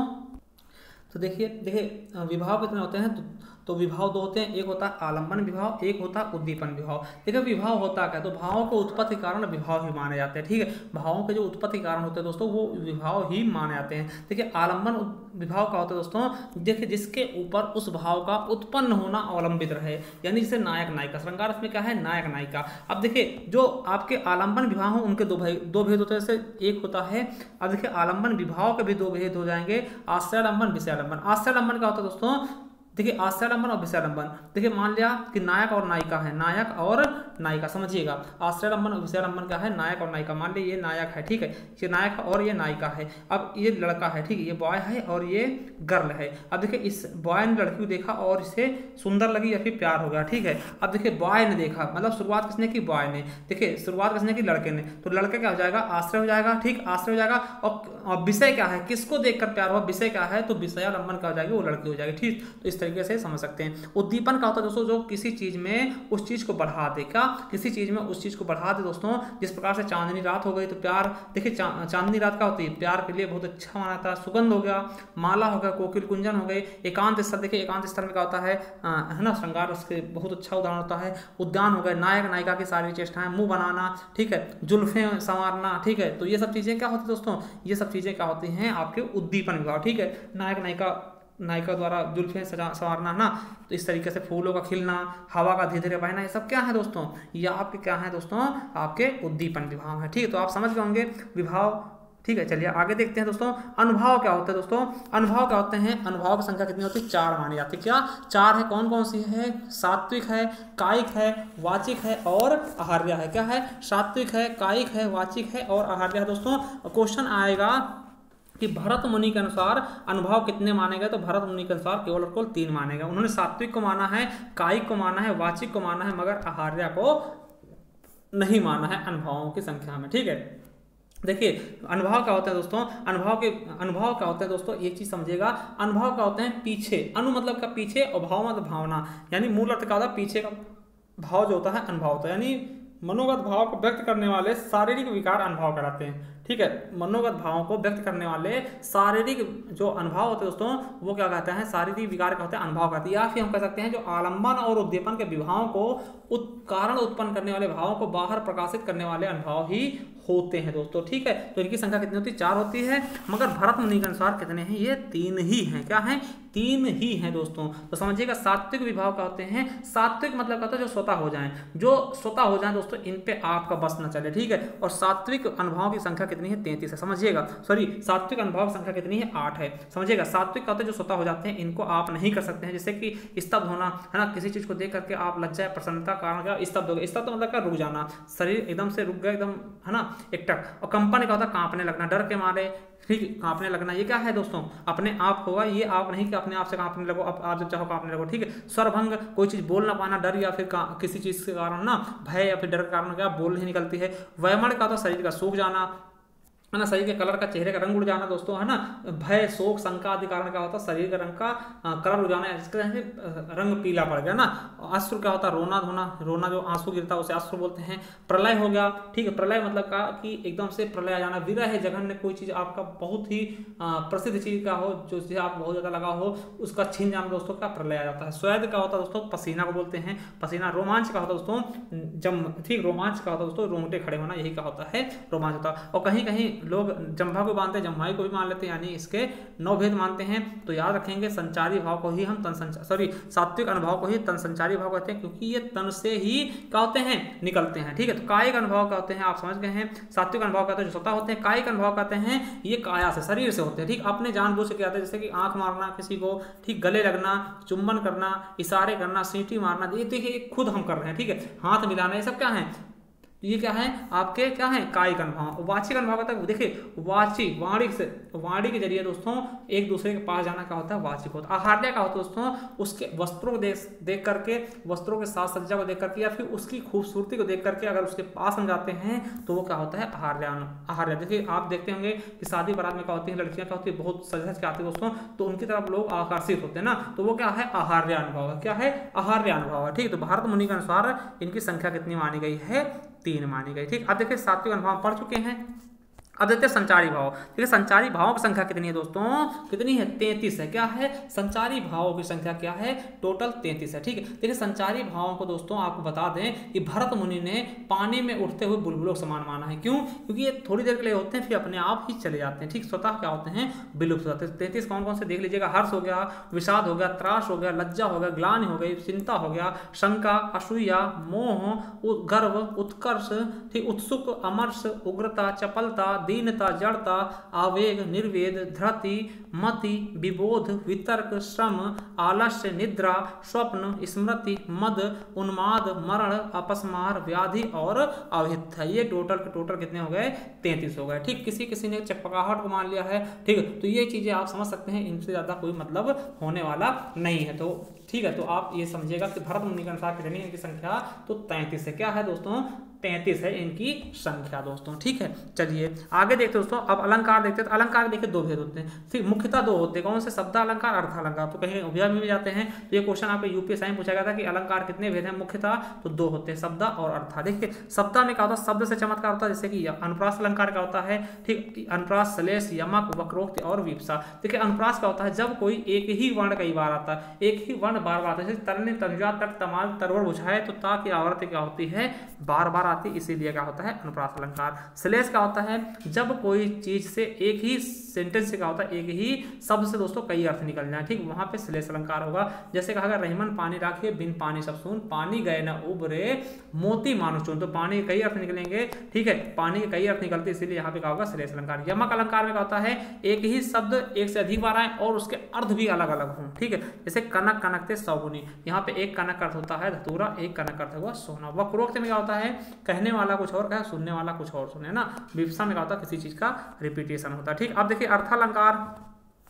अर्थालंकार में क्या होता है दोस्तों, उपमा हो गया, रूपक हो गया, इसके बहुत सारे भेद होते हैं। उपमा, रूपक, उत्प्रेक्षा, भ्रांतिमान, संदेह, अतिशयोक्ति, विरोधाभास, विशेषोक्ति, अन्योक्ति और विभावना। देखिए उपमा में क्या होता है इसमें तुलना की जाती है दोस्तों, इसकी पहचान क्या होती है, तो सा सी से सरिस आ जाएगा। रूपक में क्या होता है किसी चीज को रूप दे जाता है। उत्प्रेक्षा में जन जानो मनमानो आता है, इसमें क्या कल्पना की जाती है। भ्रांतिमान में भ्रम हो जाता है, यानी कि आप रस्सी को सांप समझ बैठो, ये क्या भ्रम, यानी 100% भ्रम होगा। संदेह में क्या होता है 50-50% चांस होता है कि पता नहीं रस्सी है या सांप है ना। अतिशयोक्ति में किसी चीज का बढ़ा चढ़ा के वर्णन होगा। विरोधाभास में आप विरोध कर सकते हैं। विशेषोक्ति में क्या होता है दोस्तों, किसी कारण है ना, आप समझ सकते हैं कि बिना किसी कारण के कार्य का होना पाया जाए है ना, बिना किसी कारण के, ठीक है, कार्य का होते हुए भी कार्य ना हो पाए ना, तो वो कारण का होते हुए भी कार्य ना हो पाए वो विशेषोक्ति होता है ना। तो इस तरीके से समझ सकते हैं। देखिए अभी हमारा अर्थालंकार ही चल रहा है, अलंकार में अर्थालंकार टॉपिक चल रहा है। अगर आप अभी नए हैं तो जा करके देख सकते हैं, ज्यादा कुछ हुआ नहीं है। ठीक, तो चलिए आगे देखते हैं दोस्तों। छंद।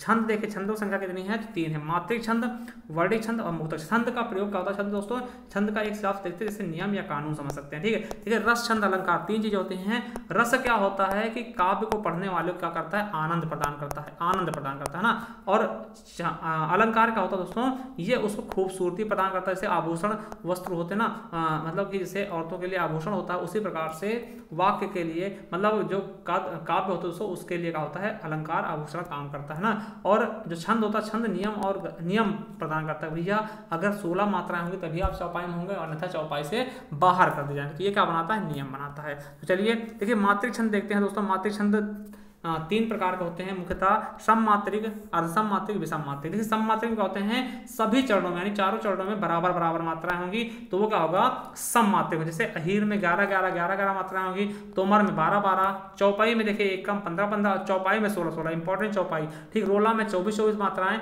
गीतिका में 26 मात्राएं और हर गीतिका में 28 मात्राएं, वीर या आल्हा में 31 मात्राएं होती हैं, सार में 28, सरसी में 27, राधिका में 22 और पीयूष वर्ष में 19-19 मात्राएं होंगी, यानी सब चरण में बराबर बराबर मात्राएं होंगी तो सममात्रिक होगा। ठीक, अर्धसम मात्रिक क्या होंगे? देखिए विषम का विषम में बराबर होंगे और सम का सम में। देखिए एक और तीसरे वाले चरण में बराबर होंगी और दूसरे और चौथे चरण में बराबर होंगी, उन्हें हम विषम अर्धसम मात्रिक कहेंगे, यानी आधे सम, यानी आधे बराबर। यहाँ समझ सकते हैं ना, सम मात्रिक सभी बराबर, अर्धसम में मतलब कि पहले और तीसरे चरण बराबर होंगे, दूसरे और चौथे चरण बराबर होंगे। जैसे दोहा होगा, क्वेश्चन आता है कि दोहा में कितने मात्रा होती है, तो 13-11 मात्रा, यानी प्रथम चरण में क्या होंगी 13, दूसरे में 11, फिर 13, फिर 11, तो 11 13 11 13 11 ना दोहा हो जाएगा।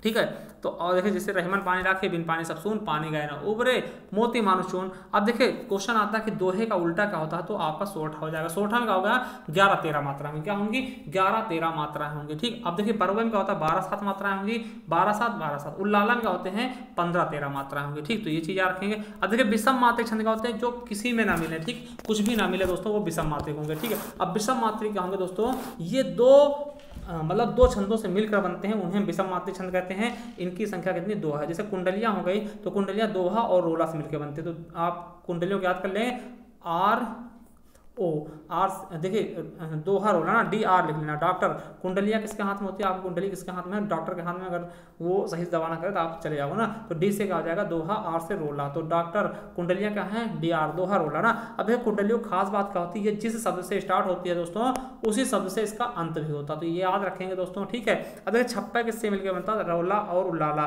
RU तुम हो, है ना, तुम हो, ये थोड़ा आस्की बन रखा, RU तुम ही हो, है ना, तो याद रखेंगे छप्पे, है ना, छप्पे क्या होता है RU, R से रोला, U से उल्लाला। ठीक है, अब देखिए वर्णिक छंद क्या होता है, जहां पे वर्णों की मात्रा गिनी आती है, जैसे कि ठीक है वर्णों की मात्रा, जैसे वर्ण कैसे गिनते हैं, मान लीजिए प्रमाणिका लिखा था, इसमें 4 वर्ण है, एक प्रा हो गया, दूसरा माँ हो गया, तीसरा आड़ा हो गया, चौथा, इस तरह से गिनेंगे तो वर्णिक हो जाएंगे। ठीक है, अब देखिए किसमें कितनी मात्रा, कितने वर्ण होते हैं, तो देखिए 8 वर्ण किसमें आते हैं, तो प्रमाणिका में आते हैं। ये क्वेश्चन कभी बार मिल जाते हैं, तो इसलिए इनको याद रखेंगे। ठीक, 11 वर्ण किसमें किसमें होते हैं, कौन कौन से वर्णिक छंद में होते हैं, तो स्वागता हो गया, भुजंगी हो गया, सालनी हो गया, इंद्र वज्रा हो गया, दोधक हो गया, उपेंद्र वज्रा हो गया, इसमें कितने होते हैं 11-11 मात्रा वर्ण होते हैं। ठीक है, अब देखिए 12 वर्ण कितने होते हैं, तो वो अंशस्थ हो गया, भुजंग प्रयात हो गया, द्रुत विलंबित हो गया, तोटक हो गया। ठीक है, अब 14 वर्ण किसमें होंगे, तो बसंत तिलका में, 15 वर्ण मालिनी में, 16 वर्ण पंचचामर में और चंचला में दोस्तों, 17 वर्ण किसमें होते हैं, मंदाक्रांता में होते हैं और शिखरड़ी में होते हैं 17 वर्ण, और 19 वर्ण किसमें होते हैं, शार्दुल विक्रीडित में होते हैं दोस्तों, और सवैया में कितने होते हैं 22 से 26 वर्ण, यानी 22 से 26 वर्ण किसमें होते हैं, तो सवैया में होती है। ये क्वेश्चन आपके लिए मोस्ट इंपॉर्टेंट है। ठीक है, अब घनाक्षरी में कितने होते हैं 31 वर्ण, कितने 31 वर्ण होते हैं दोस्तों घनाक्षरी में होते हैं, और रूप घनाक्षरी में 32 और देव घनाक्षरी में 33 और एक कवित्त या फिर मनहरण में 31 से 33 के बीच होते हैं। ठीक, तो ये आप वर्णिक छंद देख चुके हैं। अब दोस्तों गणों की संख्या देखते हैं, तो गणों की संख्या कितनी होती है 8 होती है। यमाता राजभान सलगा ना, यमाता राजभान सलगा। गण क्या होता है दोस्तों, 3 वर्णों के समूह को हम गण बोलते हैं। गणों की संख्या कितनी होती है 8 होती है। ठीक है, इनमें क्या होते हैं, ये लघु और गुरु के क्रम को सही से करते हैं दोस्तों, इन्हें हम गण बोलते हैं, यमाता राजभान सलगा। ठीक है, तो इस तरीके से याद कर सकते हैं। तो चलिए आगे देखते दोस्तों 73 नंबर क्या है, प्रत्यय। प्रत्यय क्या होता है दोस्तों, जो बाद में लगते हैं, किसी शब्द के बाद में लगते हैं। और प्रत्यय 2 प्रकार के होते हैं दोस्तों, एक कृदंत प्रत्यय होते हैं, एक तद्धित प्रत्यय। आपको बता दें कृदंत प्रत्यय क्या होता है, जो क्रिया के बाद में लगते हैं। क्रिया या धातु के बाद में लगने वाले प्रत्यय को हम कृदंत प्रत्यय बोलते हैं। अब और क्रिया धातु को छोड़कर और किसी के साथ में प्रत्यय लगेंगे तो तद्धित प्रत्यय होंगे। ठीक, तो ये चीज आप याद रखना। देखिए विराम चिन्ह क्या होते हैं दोस्तों, विराम का अर्थ क्या होता है, कहीं पे रुकना। ठीक, रुकना। देखिए विराम चिन्ह आप जानते होंगे, जैसे कि कुछ चिन्ह हम आपको बता भी दें, क्या कुछ चिन्ह हम आपको बता भी दें और समझा भी दें दोस्तों, क्योंकि यहाँ से क्वेश्चन आपके आ सकते हैं। देखिए जैसे कि ये हो गया, तो ये क्या होगा, अर्ध विराम हो गया, सॉरी विराम हो, ये क्या होगा, अल्प विराम हो गया। ठीक, अल्प विराम हो गया, जैसे ये कॉमा जिसको बोलते हैं अल्प विराम हो गया। और देखिए अगर इसके ऊपर हम एक बिंदी रख दें, अर्ध विराम हो गया। और ये पूर्ण विराम हो गया दोस्तों। ठीक, ये प्रश्नवाचक हो गया, ये विस्माद बोधक हो गया। अब देखिए ये विस्माद बोधक होगा, और ये क्या होता है, ये उद्धरण हो गया, ये वाला एक गहरा उद्धरण जिसको बोलते हैं। अब देखिए यहाँ पे 2 लग जाते हैं, दोहरा उद्धरण हो जाता है। ये क्या होगा दोस्तों, योजक चिन्ह होगा, इसको अगर बढ़ा दिए। ठीक, तो रेखिका हो गया दोस्तों। ठीक है, तो इस तरीके से आप समझ सकते हैं। और देखिए कामता प्रसाद गुरु ने इनकी संख्या 20 बताई है। ठीक है, इनकी संख्या 20 बताई है दोस्तों। एक और याद रखेंगे, ये क्या होता है, त्रुटि बोधक, जिसको हम त्रुटि बोधक कहते हैं या हंस पद कहते हैं। क्या है, जैसे मान लिया हम कुछ लिख रहे हैं, क्या हम कुछ लिख रहे हैं दोस्तों, मान लिया मेरा भारत है, मेरा भारत है दोस्तों। तो यहाँ पर हमने क्या देखा कि मेरा भारत महान छूट गया, तो यहाँ पर हम जो छूट जाता है इसको ऐसे चिन्ह लगा के यहाँ पे महान लिख देते हैं दोस्तों। इससे हम क्या बोलते हैं, त्रुटि या फिर काक पद है ना, या फिर हंस पद बोलते हैं। ठीक, तो याद रखेंगे।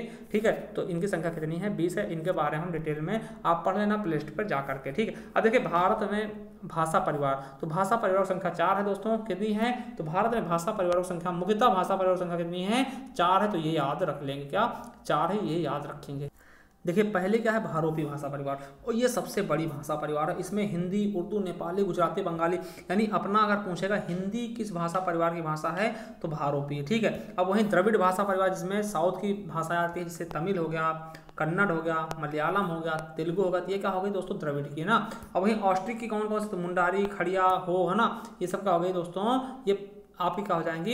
ये आपकी ऑस्ट्रिक हो गई। चीनी तिब्बती दोस्तों आप समझ सकते हैं पूर्वोत्तर राज्य की, जैसे मणिपुरी, खासी, दफला, ये चीनी तिब्बती हो गई। ठीक है, और चीनी तिब्बती की क्या है? मंदारिन दोस्तों। मंदारिन सबसे बहुत ज़्यादा बोली जाने वाली भाषा थी। ठीक, तो आप समझ सकते हैं वो चीन की भाषा है। ठीक है, तो आप समझ होंगे भाषा परिवार कितने हैं? मुख्यतः 4 हैं दोस्तों। ठीक है, एक अंडमानी भाषा परिवार भी है दोस्तों, मगर मुख्यतः पूछेंगे तो 4 ही हैं। ठीक है, भारोपी परिवार की भाषा क्या है? अपनी हिंदी। कौन सी भाषा परिवार की? भारोपी। ठीक, तो ये चीज़ आप याद रखेंगे। अब देखिए अगर पूछे हिंदी की उपभाषाएं कितनी हैं, तो 5 उपभाषाओं में हिंदी बांटा गया। पूर्वी हिंदी, पश्चिमी हिंदी, बिहारी हिंदी, राजस्थानी हिंदी और पहाड़ी हिंदी। पूर्वी हिंदी, पश्चिमी हिंदी, बिहारी हिंदी, राजस्थानी हिंदी और पहाड़ी हिंदी दोस्तों। ठीक है, अब देखिए क्वेश्चन आएगा कि पूर्वी हिंदी कितने भागों में बांटा? 3 भाग। ठीक, पूर्वी हिंदी कितने भेद हैं? 3 हैं। और पूर्वी हिंदी किस अपभ्रंश से निकली? तो अर्धमागधी। क्वेश्चन यहाँ से बहुत बनते हैं दोस्तों कि पूर्वी हिंदी किस अपभ्रंश से निकली? तो अर्धमागधी। और पूर्वी हिंदी के अंतर्गत कौन कौन सी बोलियां हैं? तो अवधी, बघेली, छत्तीसगढ़ी, ABC करके याद रखेंगे।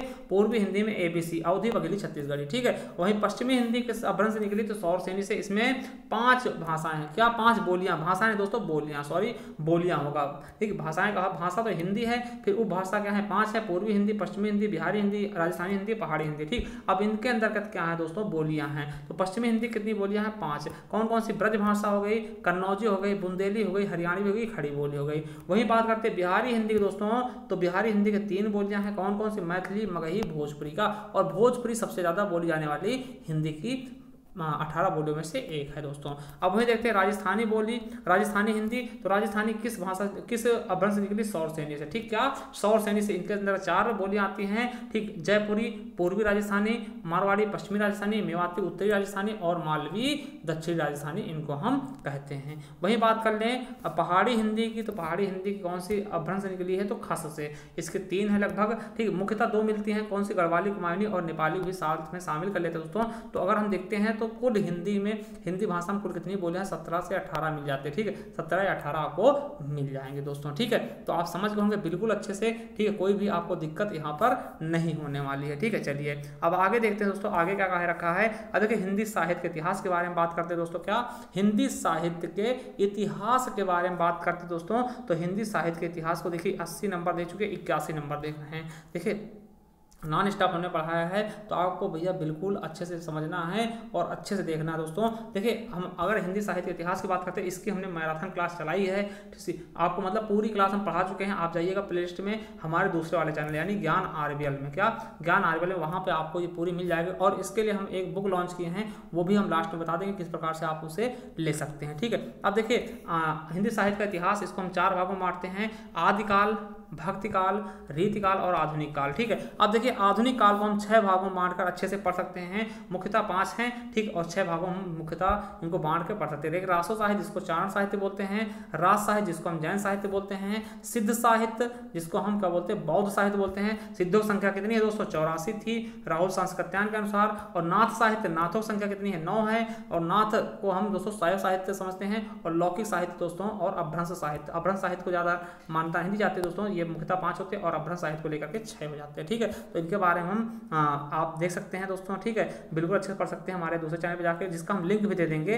ठीक, अगर आप पढ़ना चाहते हैं तो आप बिल्कुल अच्छे तरीके से पढ़ सकते हैं हिंदी साहित्य के बारे में। ठीक है, अब देखिए भक्तिकाल, भक्तिकाल को हम 2 भागों में बांटते हैं, सगुण भक्तिकाल और निर्गुण भक्तिकाल, भक्ति शाखा ना। तो देखिए सगुण के भी 2 भेद होते हैं, रामाश्रयी, कृष्णाश्रयी, है ना, जिसमें राम की भक्ति की गई रामाश्रयी, जिसमें कृष्ण जी की भक्ति की गई कृष्णाश्रयी। अब देखिए निर्गुण में क्या होता है? संत काव्य और सूफी काव्य। संत काव्य है जिसमें संत आए दोस्तों, और जिसमें मुस्लिम आए दोस्तों उनको फकीर मुस्लिम आए हैं दोस्तों उनको सूफी काव्य के अंतर्गत रखा गया, जैसे कि मलिक मोहम्मद जायसी सूफी काव्य हो गए। संत काव्य में दोस्तों आप समझते होंगे, ठीक है। तो ये चीजें क्या थी दोस्तों, कबीरदास जी संत काव्य के, तो ये सब चीजें आप समझ गए होंगे। अब देखिए रीत काल को 3 भागों में बांट के पढ़ा गया, एक रीत सिद्ध कवि, रीतबद्ध कवि और रीत मुक्त कवि, ठीक है। तो ये समझ आइएगा। अब देखिए आधुनिक काल दोस्तों, आधुनिक काल जिसको हम गद्य काल भी कहते हैं, इसके अगर समय की बात करते हैं तो 1900 विक्रम संवत से अब तक चलता है। देखिए इसमें हम अगर नवजागरण जो आपका है दोस्तों, अगर इसकी बात करें तो पहला पुनर्जागरण काल जिसको हम भारतेंद्र युग कहते हैं दोस्तों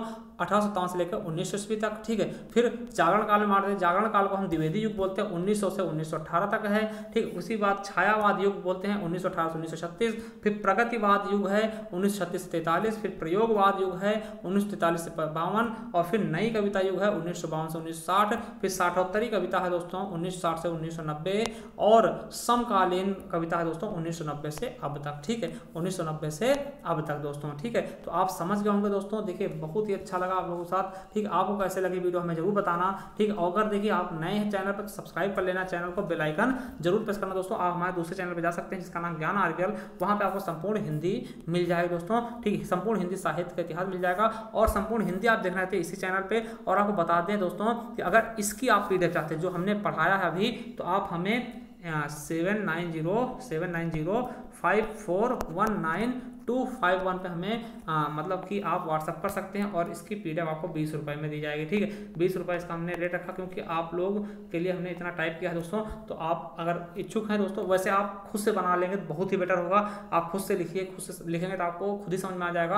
अगर आप फिर भी पीडीएफ चाहते हैं तो आप हमें कमेंट बॉक्स में कमेंट करके बता सकते हैं, हम आपको ये पीडीएफ प्रोवाइड करवा देंगे। 20 रुपये आपको गूगल पे करना होगा, ठीक है। अब आपको बता दें अगर आप हिंदी साहित्य की ई बुक खरीदना चाहते हैं, क्या हिंदी साहित्य की ई बुक लेना चाहते हैं दोस्तों, इसमें देखिए हमने बहुत कुछ टाइप आपके लिए रखा है, ठीक है। संपूर्ण हिंदी साहित्य की ई बुक है दोस्तों। देखिए इसमें क्या क्या मिलेगा इस ई बुक में दोस्तों, तो आपको बता दें सभी प्रकार के पुरस्कार होंगे, 8 प्रकार के पुरस्कार, चाहे ज्ञानपीठ हो गया, व्यास सम्मान हो गया, सलाका सम्मान हो गया, सरस्वती सम्मान हो गया, या फिर मंगला प्रसाद पारितोषिक होगा, या फिर आपको बता दें दोस्तों कि जो भी सोवियत लैंड नेहरू पुरस्कार, सभी प्रकार के पुरस्कार आपको मिल जाएंगे। और कवि और उनके उपनाम मिल जाएंगे, जन्म स्थान मिल जाएंगे, रचनाएं मिल जाएंगी कवियों की, और संपूर्ण हिंदी साहित्य का इतिहास होगा। और आपको एक चीज बता दें जो हिंदी में प्रथम क्या है, यानी हिंदी में प्रथम कवि, प्रथम रचना, प्रथम उपन्यास, इस तरीके के टोटल 135 पॉइंट होंगे जो आपको इसमें मिल जाएंगे, जो कहीं और आपको ढूंढने से नहीं मिलने वाले।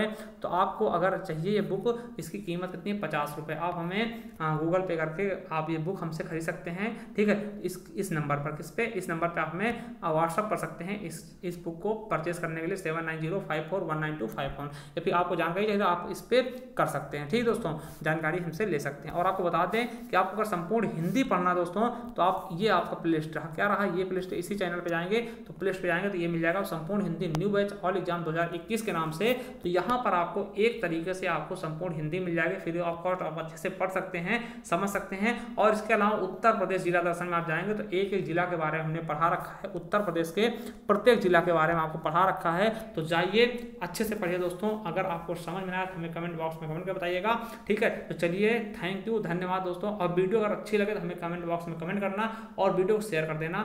थैंक यू, धन्यवाद दोस्तों।